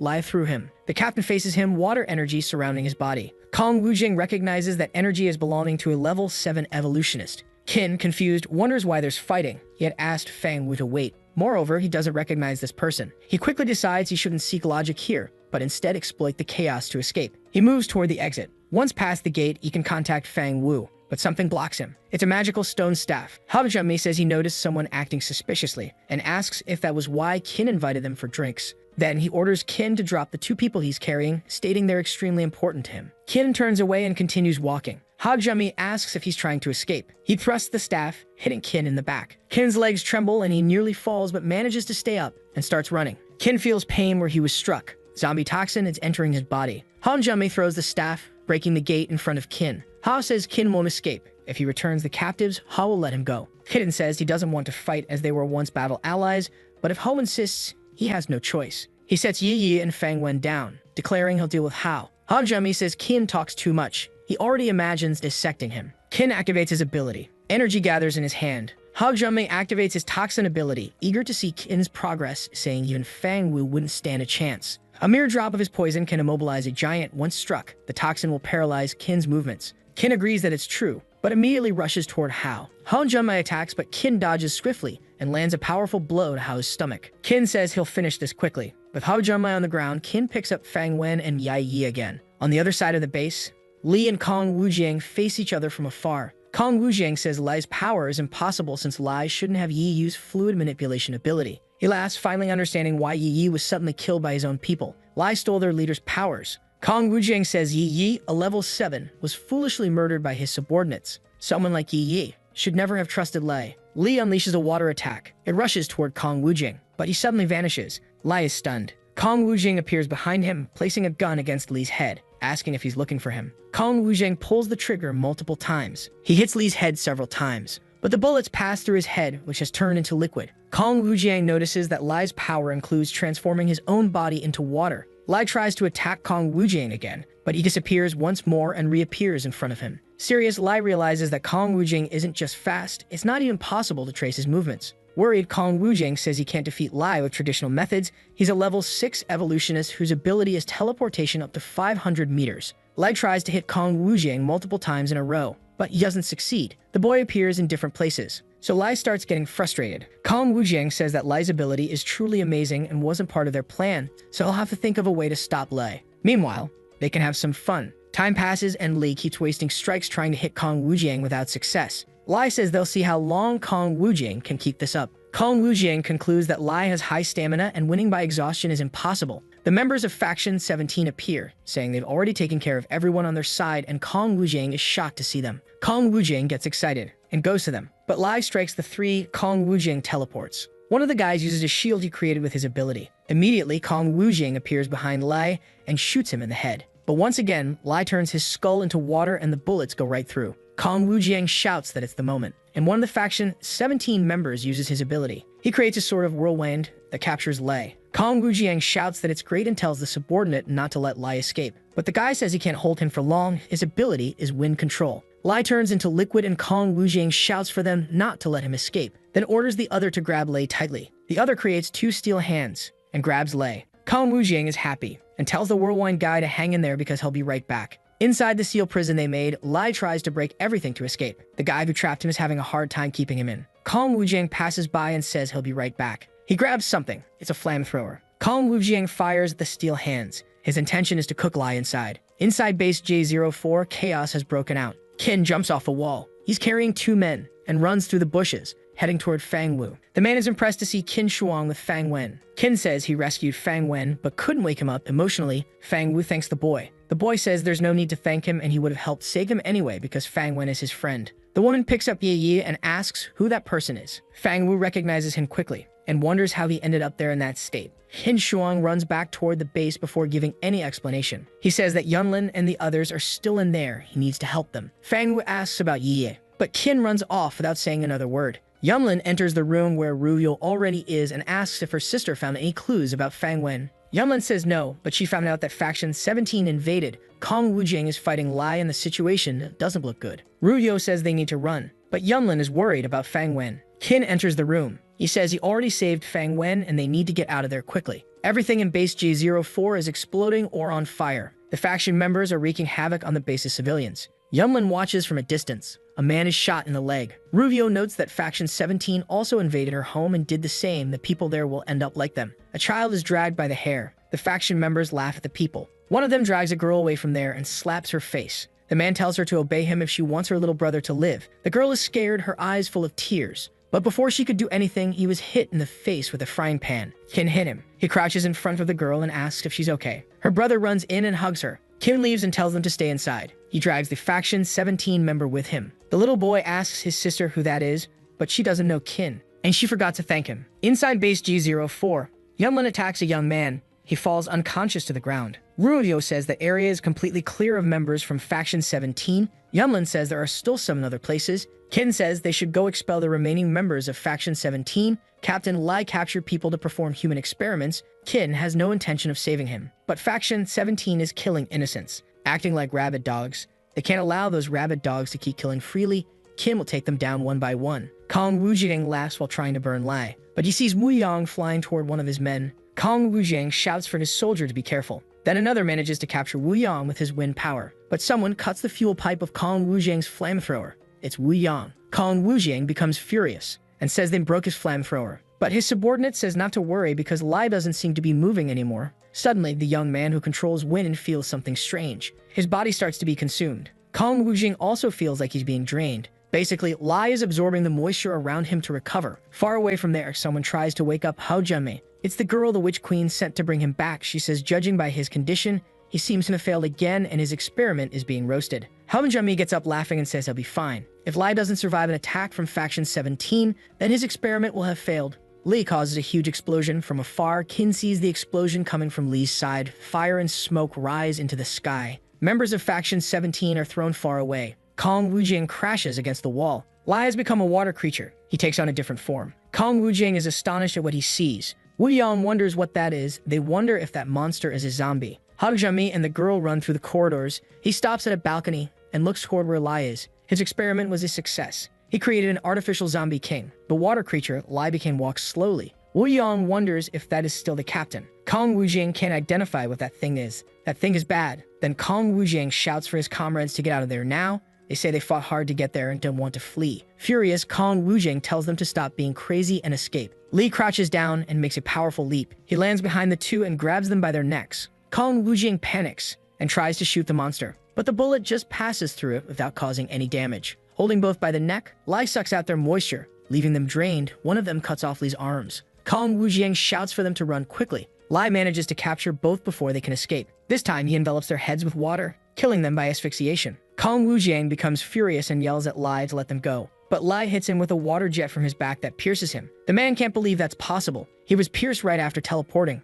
Lai throws him far. Meanwhile, he absorbs the vitality of his opponents. Woo-young observes that Lai is absorbing the moisture from his opponents. They wonder if that's still Lai or if he really became a zombie. Then Woonang says if he tries to attack them, then he's just a zombie. Lee drops the bodies of the faction 17 members on the ground. Woonang asks if Lai recognizes them. The monster looks at them and immediately attacks. He pierces one of them in the chest. Kin charges toward him from behind, but the zombie king dodges quickly. Kin gets scared and wonders if that zombie has eyes on the back of its head. Quickly, the zombie attacks Kin. The boy dodges but notes that the creature is much faster and more agile than Yi Yai. He keeps dodging the zombie while reflecting on what that monster is from above. Hao Jummi is happy with his creation. The girl says it's impressive and the Witch Queen will be very happy to hear about it. Hao comments that the zombie is just a mutation that combines a level 4 evolutionist and a level 7 evolutionist, but it still has a level 4 core. That is the first species they've managed to create successfully. It's not just a zombie king. Even though it's not a level 10 zombie king, Hao Jummi is fully capable of creating one too. Kin keeps dodging all the attacks. Woonang says that just as he suspected, the captain has become a zombie. His wound heals. If it weren't for the other's symbiosis ability, he wouldn't have survived. Woo-young has the symbiosis ability, so if one lives, the other will too. Woo-young says they need to control the captain. Otherwise, everyone there will die by his hand. Woonang must have the abilities necessary for that. Then Woonang says he can only silence the abilities of people on levels similar to his. And now Lee possesses the energy of a level 7 evolutionist. Seriously, Woo-young says that just having Yi's energy doesn't make him a level 7 evolutionist, but regardless, they need to try. Woonang says he understands, but he can't even get close to Lei. Yunlin and Ruyo approach, saying they can help them. Ruyo says she has a way to get close to the zombie. Hao Jummi watches everything from afar and comments that he didn't think Kin would be strong enough to dodge attacks from a level 4 zombie king. He becomes curious about how Kin managed to evolve so quickly. Now Hao wants to capture Qin Shang to study him. Up high, Yunlin and the others move quickly. Ruyo says the position should work and there's no time to explain the plan to Shin, but the boy is already attracting the zombie king's attention. Her sister will throw them the first chance they see an opening in the zombie's guard. Woonang is confused about how Yunlin managed to throw him so far, but she says she's carried heavier things before. Ruyo says she doesn't know how long Kin will be able to hold on, so they need to hurry. She watches the zombie king closely, looking for an opening. The girl tells her sister to stay alert for her command. Yunlin gets ready. She lifts Woonang high. On the other side, the girl with Hao sees the group and asks what they're doing. Hao Jummi comments that they seem eager to throw their lives away and shouldn't blame him if that happens. Then he sees Woonang being carried and remembers his ability. Hao panics and searches for something, saying Woonang won't destroy his experiment. Ruvio keeps her hyper-focus. Then she finds an opening and tells her sister to throw. But Hao Jummi blows a whistle. Immediately, the zombie king turns and sees the group. Ruvio yells for them to dodge quickly. An attack comes at them, but Kin grabs the water tentacles. He complains that the zombie didn't even get distracted fighting him. With his strength, he makes a super jump and rips off the tentacles. Kin says now they'll see how the monster fights without tentacles. But the water Kin holds dissolves, and he begins to fall. Kin's head is wrapped in water. Yunlin is shocked that the zombie king can move his tentacles even without them being connected to his body. Woonang says that zombie's power is as strong as Yi used. He can absorb moisture from nearby humans. Yunlin tries to shoot the monster, but Woonang says it's useless. Bullets just pass through him. She asks her sister to quickly think of something. If this continues, Kin will die. The boy suddenly vanishes. He travels between dimensions and returns to the real world. That was a close call. He was almost killed. Hao Jummi is shocked that Kin disappeared. He wonders if the boy has 2 powers. Kin reflects that he needs to return quickly because it's not over yet. Then he goes back and reappears in the same place. The zombie king is stunned. No one understands what happened. Kin dodges the zombie's blows. He says he just needed a break, but now he won't let it catch him again. Kin keeps dodging the blows. The boy reflects that just dodging the monster won't help. Since it's made of water, heat should harm it. The MC realizes that by concentrating his energy, he can generate a powerful heat source. He managed to defeat a zombie king with a blow like that, so it shouldn't be that hard. but he needs time to charge, and in that situation, he'll die before he can do it. Hao wonders if Kin has the same ability as Kong from Faction 17. The girl says it's not the same. Kong could go from one place to another. Kin just vanishes and reappears in the same spot. Hao Junmei leaves and she asks where he's going. He says he's had enough fun, now they have to deal with the bad elements and bring the successful final product to the Witch Queen. Kin thinks this is his first time trying that plan and he doesn't know if it will work. He'll return to the real world to charge and come back when he's ready. If it works, he'll defeat the Zombie King. The zombie tries to hit him, but Kin vanishes again. Yunlin is startled. Then something hits her. It looks like a blowgun dart. Ruyo becomes worried about her sister as Ho Junmei approaches from behind. The man says it's just a sedative because they decided to mess things up. Wu Yang and Wu Neng are already unconscious on the ground. The girl grabs a powerful weapon and raises it. She aims at the spot where Kin disappeared, since he should return at any moment. Kin returns. He has charged all of his energy. The zombie sees him. The girl pulls the trigger, and the bullet flies. Kin looks in her direction. Ruyo threw herself in front of the gun and took the shot instead. Kin is in shock. Ruyo falls to the ground. The boy shouts her name. The two sisters lie on the ground. Hao Junmei is surprised. Kin yells his name and charges at him. With his handful of energy, he grabs Hao by the neck and asks what he did. The man wonders what kind of energy that is and how a level 4 evolutionist can have so much concentrated energy. Hao Junmei says Ruyo is not dead yet. If they stop fighting, it's still possible to save her. She was shot in the chest. Hao says Ruyo jumped in front of the gun on her own. They didn't mean to hit her. If Kin lets him go, he can help her. Kin releases the man.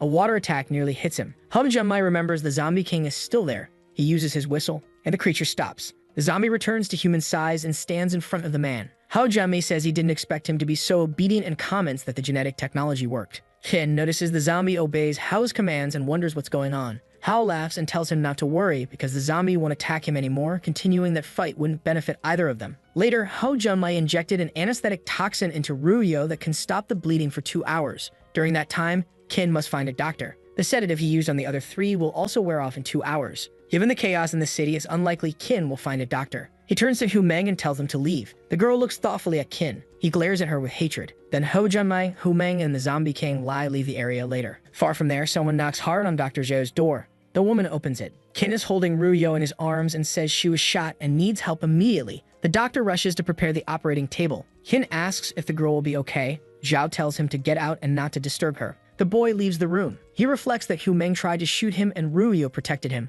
But he wonders why, since she always hated him. The boy thought he was strong enough and even dreamed of being a hero, but he couldn't even protect his friends. It feels like a joke. Inside the room, Zhao works hard to operate on Ruyo quickly.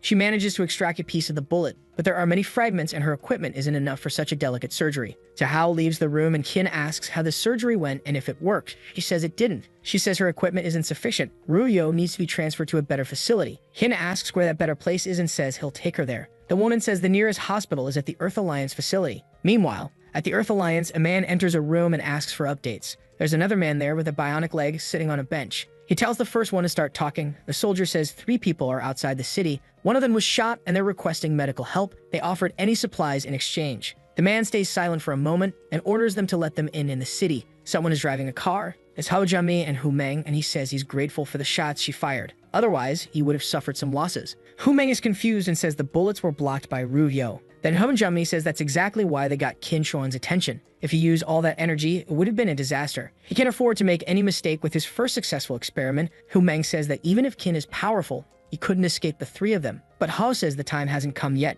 Good seeds should only be harvested when they grow into great trees. That boy is peculiar and Hao Junmei is curious about how far he can evolve. They should wait until the ripe fruits come. He will become a very valuable medicinal ingredient. Far from there at the doctor's base, then Hao asks Shin if he hasn't had conflicts with the Earth Alliance before and if he's sure he wants to go there. He says he does. The wounds Ruyo sustained can't wait. The gates open and Qin tells the doctor to stay outside and wait for him. As soon as Qin enters, the gate closes. He comes face to face with Kichi. The man is alive. He remains silent, then turns around. One of the soldiers tells Qin he'll take him to the leader. Qin follows. The leader says they haven't seen each other in a long time. He comments that he's been waiting for Qin's return. The leader really liked the canned meat and waited to trade more goods. Qin says he brought even more meat this time, along with plenty of food to keep him satisfied. There'll be gifts to make up for his past rudeness. The leader gets very excited and says he won't be political about it. They shouldn't dwell on the past. Even Kichi has made mistakes. The boy says he's relieved the Lord understands and explains that his friend is badly hurt. He came seeking help. Then the Lord says that with all those gifts, he won't refuse assistance. But he also needs a favor from Qin. If he agrees, the Lord will send his best doctor to treat his friend. The boy says that's no problem. Then the Lord explains that recently his men found an old mine. According to analysts, there are mineral resources there that they need, and the elevator can be easily repaired. But after the first team went down, they lost contact. They sent another group, but in the end, 3 teams were sent down and none ever came back. Because of that, people are afraid to go into the mine. But the mine is very important to him and must become operational. Even so, no matter how many resources he offers the miners, they refuse to descend. So the Lord hopes Kin can go down and uncover the truth and rescue those who went before. The boy says it's no problem as long as he can leave his friend in the city to receive treatment. No issue. The Lord agrees and says he'll send someone to pick her up. Meanwhile, Kin must go with his subordinate to the mine. He will explain the details. At the mine, Kin walks. He feels like he's been walking for a long time and hasn't found anything. 30 minutes have passed and it's so quiet that he's lost his sense of time. Something catches his attention. The tunnel splits into 2. He decides to mark the wall so he doesn't get lost. Then he enters one of the paths. Kin keeps walking, still finding nothing strange, and wonders if they're playing a joke on him. Then he hears something. It sounds like a woman crying. Kin approaches until he finds a figure in the corner. It looks like a woman sobbing deeply. Kin asks if she's okay. She doesn't respond and he wonders who she is, how she ended up there, if she's a ghost. Kin yells that he's talking to her and asks if she's a ghost or a zombie. But the woman doesn't move. The boy gets angry and says she's trying to scare him on purpose, but he can handle her easily. Kin approaches until he shines his flashlight on the girl. When she turns, what he sees of her face is eerie, completely white with black, hollow eyes like 2 pits. Kin is terrified and runs off, but the girl tells him to wait and says she's human. It was the flashlight and Kin's fear that made her look so scary. The boy is startled and looks at her as they sit down. Kin says that if she's human, she should have said something earlier. The girl responds that she thought he was a hallucination, so she ignored him. The girl says she's been alone for a long time and thought she would die there alone. Kin becomes thoughtful. He asks if she has food and offers her some. The girl thanks him. The boy comments that she doesn't look like a miner and asks what she's doing in that place. The girl says she's not a miner, but to escape the zombies, they had to go in there. Kin asks if there are others with her. The girl hugs him. The boy asks if she's okay, and she complains about the cold, asking if she can stay close to him. Kin says they can't rest for too long because he has a mission to complete. The girl says she hadn't seen a living human in a long time and just wanted to feel his warmth for a few moments. Nervously, Kin agrees. She thanks him and moves closer to his neck, saying she'd been alone for a long time. Kid notices something strange and pushes her away, asking what she's doing. She replies that she likes him and they should live together. The girl kisses Kin on the mouth. She leans in, but the boy pushes her and shouts for her to stop. She looks confused. Kin says she's definitely a ghost trying to drain his energy. The girl says she's not a ghost. She says she has her own warmth, something ghosts don't have. Kin is confused but agrees. Then she tries to get close again. The boy swallows hard and says no, he has important things to do. First, he decides to take her out of there and leave her somewhere safe. They walk through the tunnel. The girl asks how much longer they'll keep walking because her legs hurt. Kin is confused. He thought that was the way, he even marked the walls. She complains of pain and Kin asks what happened. The girl has no shoes. She explains she lost them while fleeing for her life, so Kin carries her on his back. Smiling, she says he's very kind. They keep walking. The girl grabs Kin's ears and says they're red. Kin yells at her not to touch his ears. Hurt, the girl tells him to forget what she said about him being kind. He's mean. Frustrated, he says he just asked her not to touch him, but the girl says it's fun. Kin asks her not to squeeze him so hard with her legs. He starts noticing that the more they walk, the more lost they seem. Worried, she asks if they're trapped in a ghost maze. Kin says he doesn't know about ghost mazes, but he did team up with a crazy girl in red. She's offended. Then something happens. Kin is startled. A group of men approaches. Kin says they must be the survivors and asks if the group is okay. Then he says it's good to have found them together. One of the men asks if Kin is lost too and says they found the way out, telling him to follow them. Fearfully, the girl whispers in his ear not to go. She's terrified. They're not human. Kin concludes it's strange they know where the exit is but went through that path. If they wanted to rescue him, they'd have no way of knowing he was there. When he looks back, he doesn't see the girl. She simply vanished. His back turns cold. Kin wonders if she really is a ghost. Up ahead, the men tell Tin to follow them. One says that mine is a maze and he won't make it out alone. Smiling, Kin says he'll go with them. He wants to see who they really are. Kin follows the group. Behind him, the girl in red stands still, watching Kin walk away. She says she wanted to play with him a little longer, and she warned him. After walking a bit, one of them says they've arrived. Before them is a very bright light, as if it's the end of the tunnel. Kin wonders if it really is an exit, and if they weren't lying to him. One of them tells Kin not to stand still and to hurry up. Kin approaches the group, but when he steps forward, he notices something. He wonders what that is. It's a village. Kin questions where that village came from. One of the men tells the chief that they brought another member to the village. Children try to get Kin to play, but the village's old chief tells them to calm down. The children keep clinging to Kin's hands. He thinks that since the apocalypse, everyone's been worried about food or getting bitten by zombies, but the people there seem calm, something he's never seen before in the apocalypse. In a wooden house, Kin sits at a table full of food. An old woman is serving and says she hopes he enjoys it. He asks if they have farmland there, and the woman confirms, saying that's where everything comes from. Smiling, the woman tells Kin to eat. She serves his plate and insists he take a bite. Kin prepares to take a bite, but he stops. The woman is staring at him like a mad woman. She tells him to take a bite, but Kin starts to get scared. In an old wooden storage shed, there's a creature that looks like a mutant zombie made of several fused bodies. The old woman enters and speaks to the deity, saying another person has arrived in the village. It's a strong young man. She's happy to see the village growing with more and more people, all thanks to him. It was his presence that had always kept them alive, and they were grateful. The woman cuts a piece off the creature with a cleaver. It falls into a tray she holds. Then she thanks it for the gift. Later, it's that meat that was served. The woman insists that Kin eat, but he says he's not very hungry. Sternly, she says she made it especially for him and asks if he will even take a bite. Nervous, Kin apologizes but says he doesn't want to eat. With the strange atmosphere, he doesn't have the courage to eat. Smiling, the old lady says it seems Kin really isn't hungry and that she'll prepare something else for dinner. She calls the children and gives them the food. They start eating the meat happily. Kin reflects that the children seem fine eating that, and maybe he's just worrying too much. Elsewhere, Kin asks a miner how he can get to the Earth Alliance base. The man says Kin just arrived and already wants to leave. Doesn't he want to settle down there? Kin laughs and says he doesn't plan on staying. He has other things to do. Then the man says the only way out is the same path they came in from, but he can't guarantee Kin will make it. But it's thanks to the difficulty of that mine that they're safe from zombies. They're grateful to the village chief who rescued them. He asks why Kin doesn't stay, saying the village has enough resources for them to live. Kin reflects that the village is paradise for those who suffered, but something doesn't feel right. At night, a man goes to the village chief and says Kin disappeared, then asks if he might have returned to the tunnel.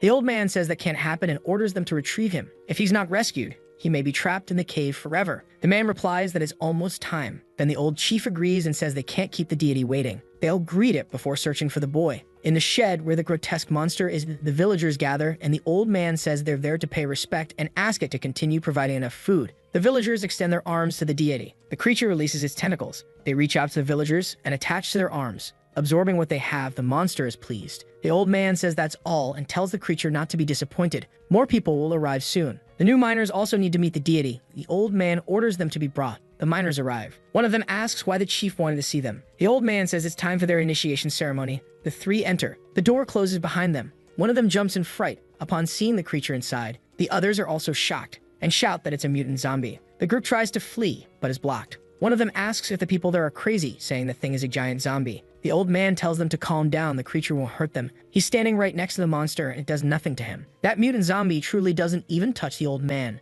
The village chief tells the miners they don't need to be afraid. It's okay to approach. The men slowly begin to walk closer, and the old man asks how their dinner was. One of the men says it was tasty. It was the first time he had eaten fresh food since arriving at the village. The elder says that when he was young, you could buy good food anywhere. But that was decades ago. After the apocalypse, 90% of animals were infected, only a few were protected, and normal people can only eat infected meat, but doing so you won't live past 40. He says he had to eat that meat once. If he hadn't made it there, he'd probably be dead by now. It was all thanks to meeting that creature. The village only exists because of the deity. As long as they regularly offer blood to the deity, it will continue to produce fresh meat for them. That's why there's always food. The miners are shocked. One man asks if they were eating that meat, and the old man confirms. It all comes from the monster in there. All because they offer fresh blood as part of its diet. It's even producing more meat now. The man says all that pink meat is edible. The men are disgusted. Then the old man continues, saying the delicious meal they had for dinner came from the deity. The monster makes strange noises. As more meat grows from its skin, the three miners vomit. Someone grabs one of them, who panics, and the old man says it's time to offer blood to the deity. The three are restrained and taken closer to the creature. The monster's tentacles approach them and are terrified. Meanwhile, Kin walks through the night. No matter how far he walks around the village, he always ends up in the same place. It seems the only way out is through the cave. He hears screams coming from inside the barn. It's one of the miners shouting that the village chief is a lunatic and begging to be let go. Kin is confused by the screams, but the girl in red suddenly appears beside him and asks him to wait. She says they've already become zombie food. It's too late. Kin is startled by her sudden appearance and asks if she's human or a ghost. The girl asks if he really wants to leave that place, and he confirms. So she says that ever since he entered, he's only been walking deeper into the realm of the dead. There's no way out. The village is part of the lie. Once someone enters, they can't leave. To survive, they must offer their own blood. So if Kin wants to escape, that's the only way. He must go in and kill the creature. Once it dies, the place will naturally vanish. Kin says she came out of nowhere and asks why he should believe her. The girl tells him to go in and see with his own eyes. Inside, the miners scream. Kin and the girl approach the window. She says she told him it was true.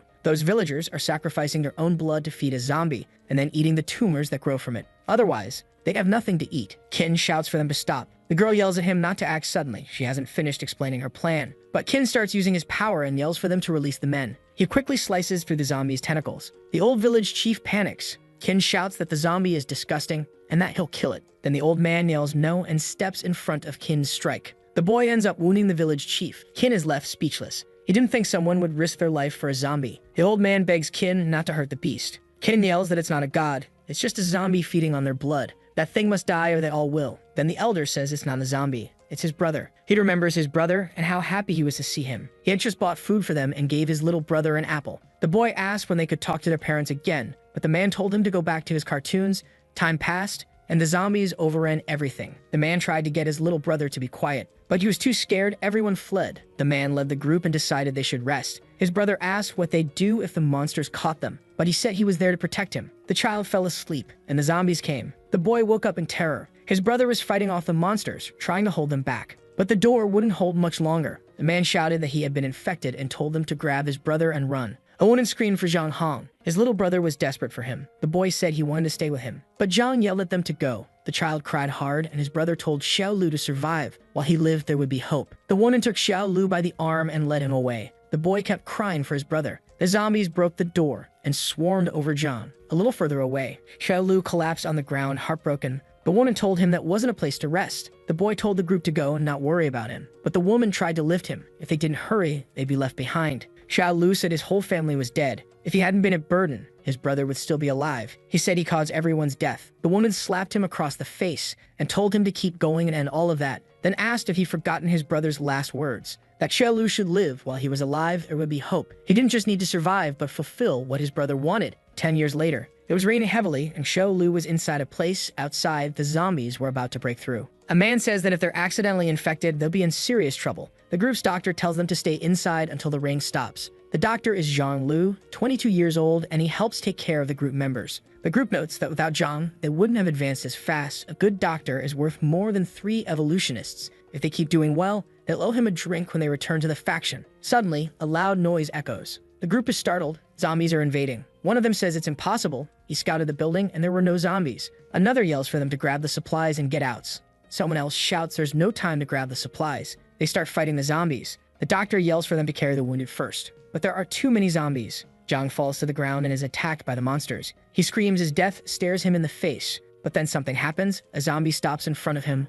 All the others stop attacking. Zhang is confused. He looks up and recognizes that zombie protecting him is his brother. He stands up and stares at his brother. The boy is terrified, far away. The expedition group returns with many supplies. Everyone gathers to help them carry everything. A man complains that one of the boxes is too heavy. The guy says it's the last box and asks him to carry it. Excited, the man says he'll leave that one for the doctor. Something bangs inside the box. Months later, a man asks the doctor if he can save a soldier. The doctor says there's nothing more he can do. Then he covers the body and tells the soldier to leave. He'll take the corpse to the morgue. He pushes the stretcher through the hallways to a certain room. The doctor enters a place filled with bodies and says finally someone died that month. His brother must be starving. Even though many people die during the apocalypse, it's hard to find suitable bodies. The zombie emerges from the room and approaches the body. The creature smiles. The boy says he injected enough sedative into the man to let him sleep peacefully, then tells his brother to eat slowly. But the zombie eats violently as always. He devours everything. The next day, a man says he has a question for Zhang Lu. Some people say the bodies of his patients don't match up in some areas, so he asks to see the medical files. The boy gets nervous and says he may have gotten the dates wrong. Besides, he has too many patients to manage.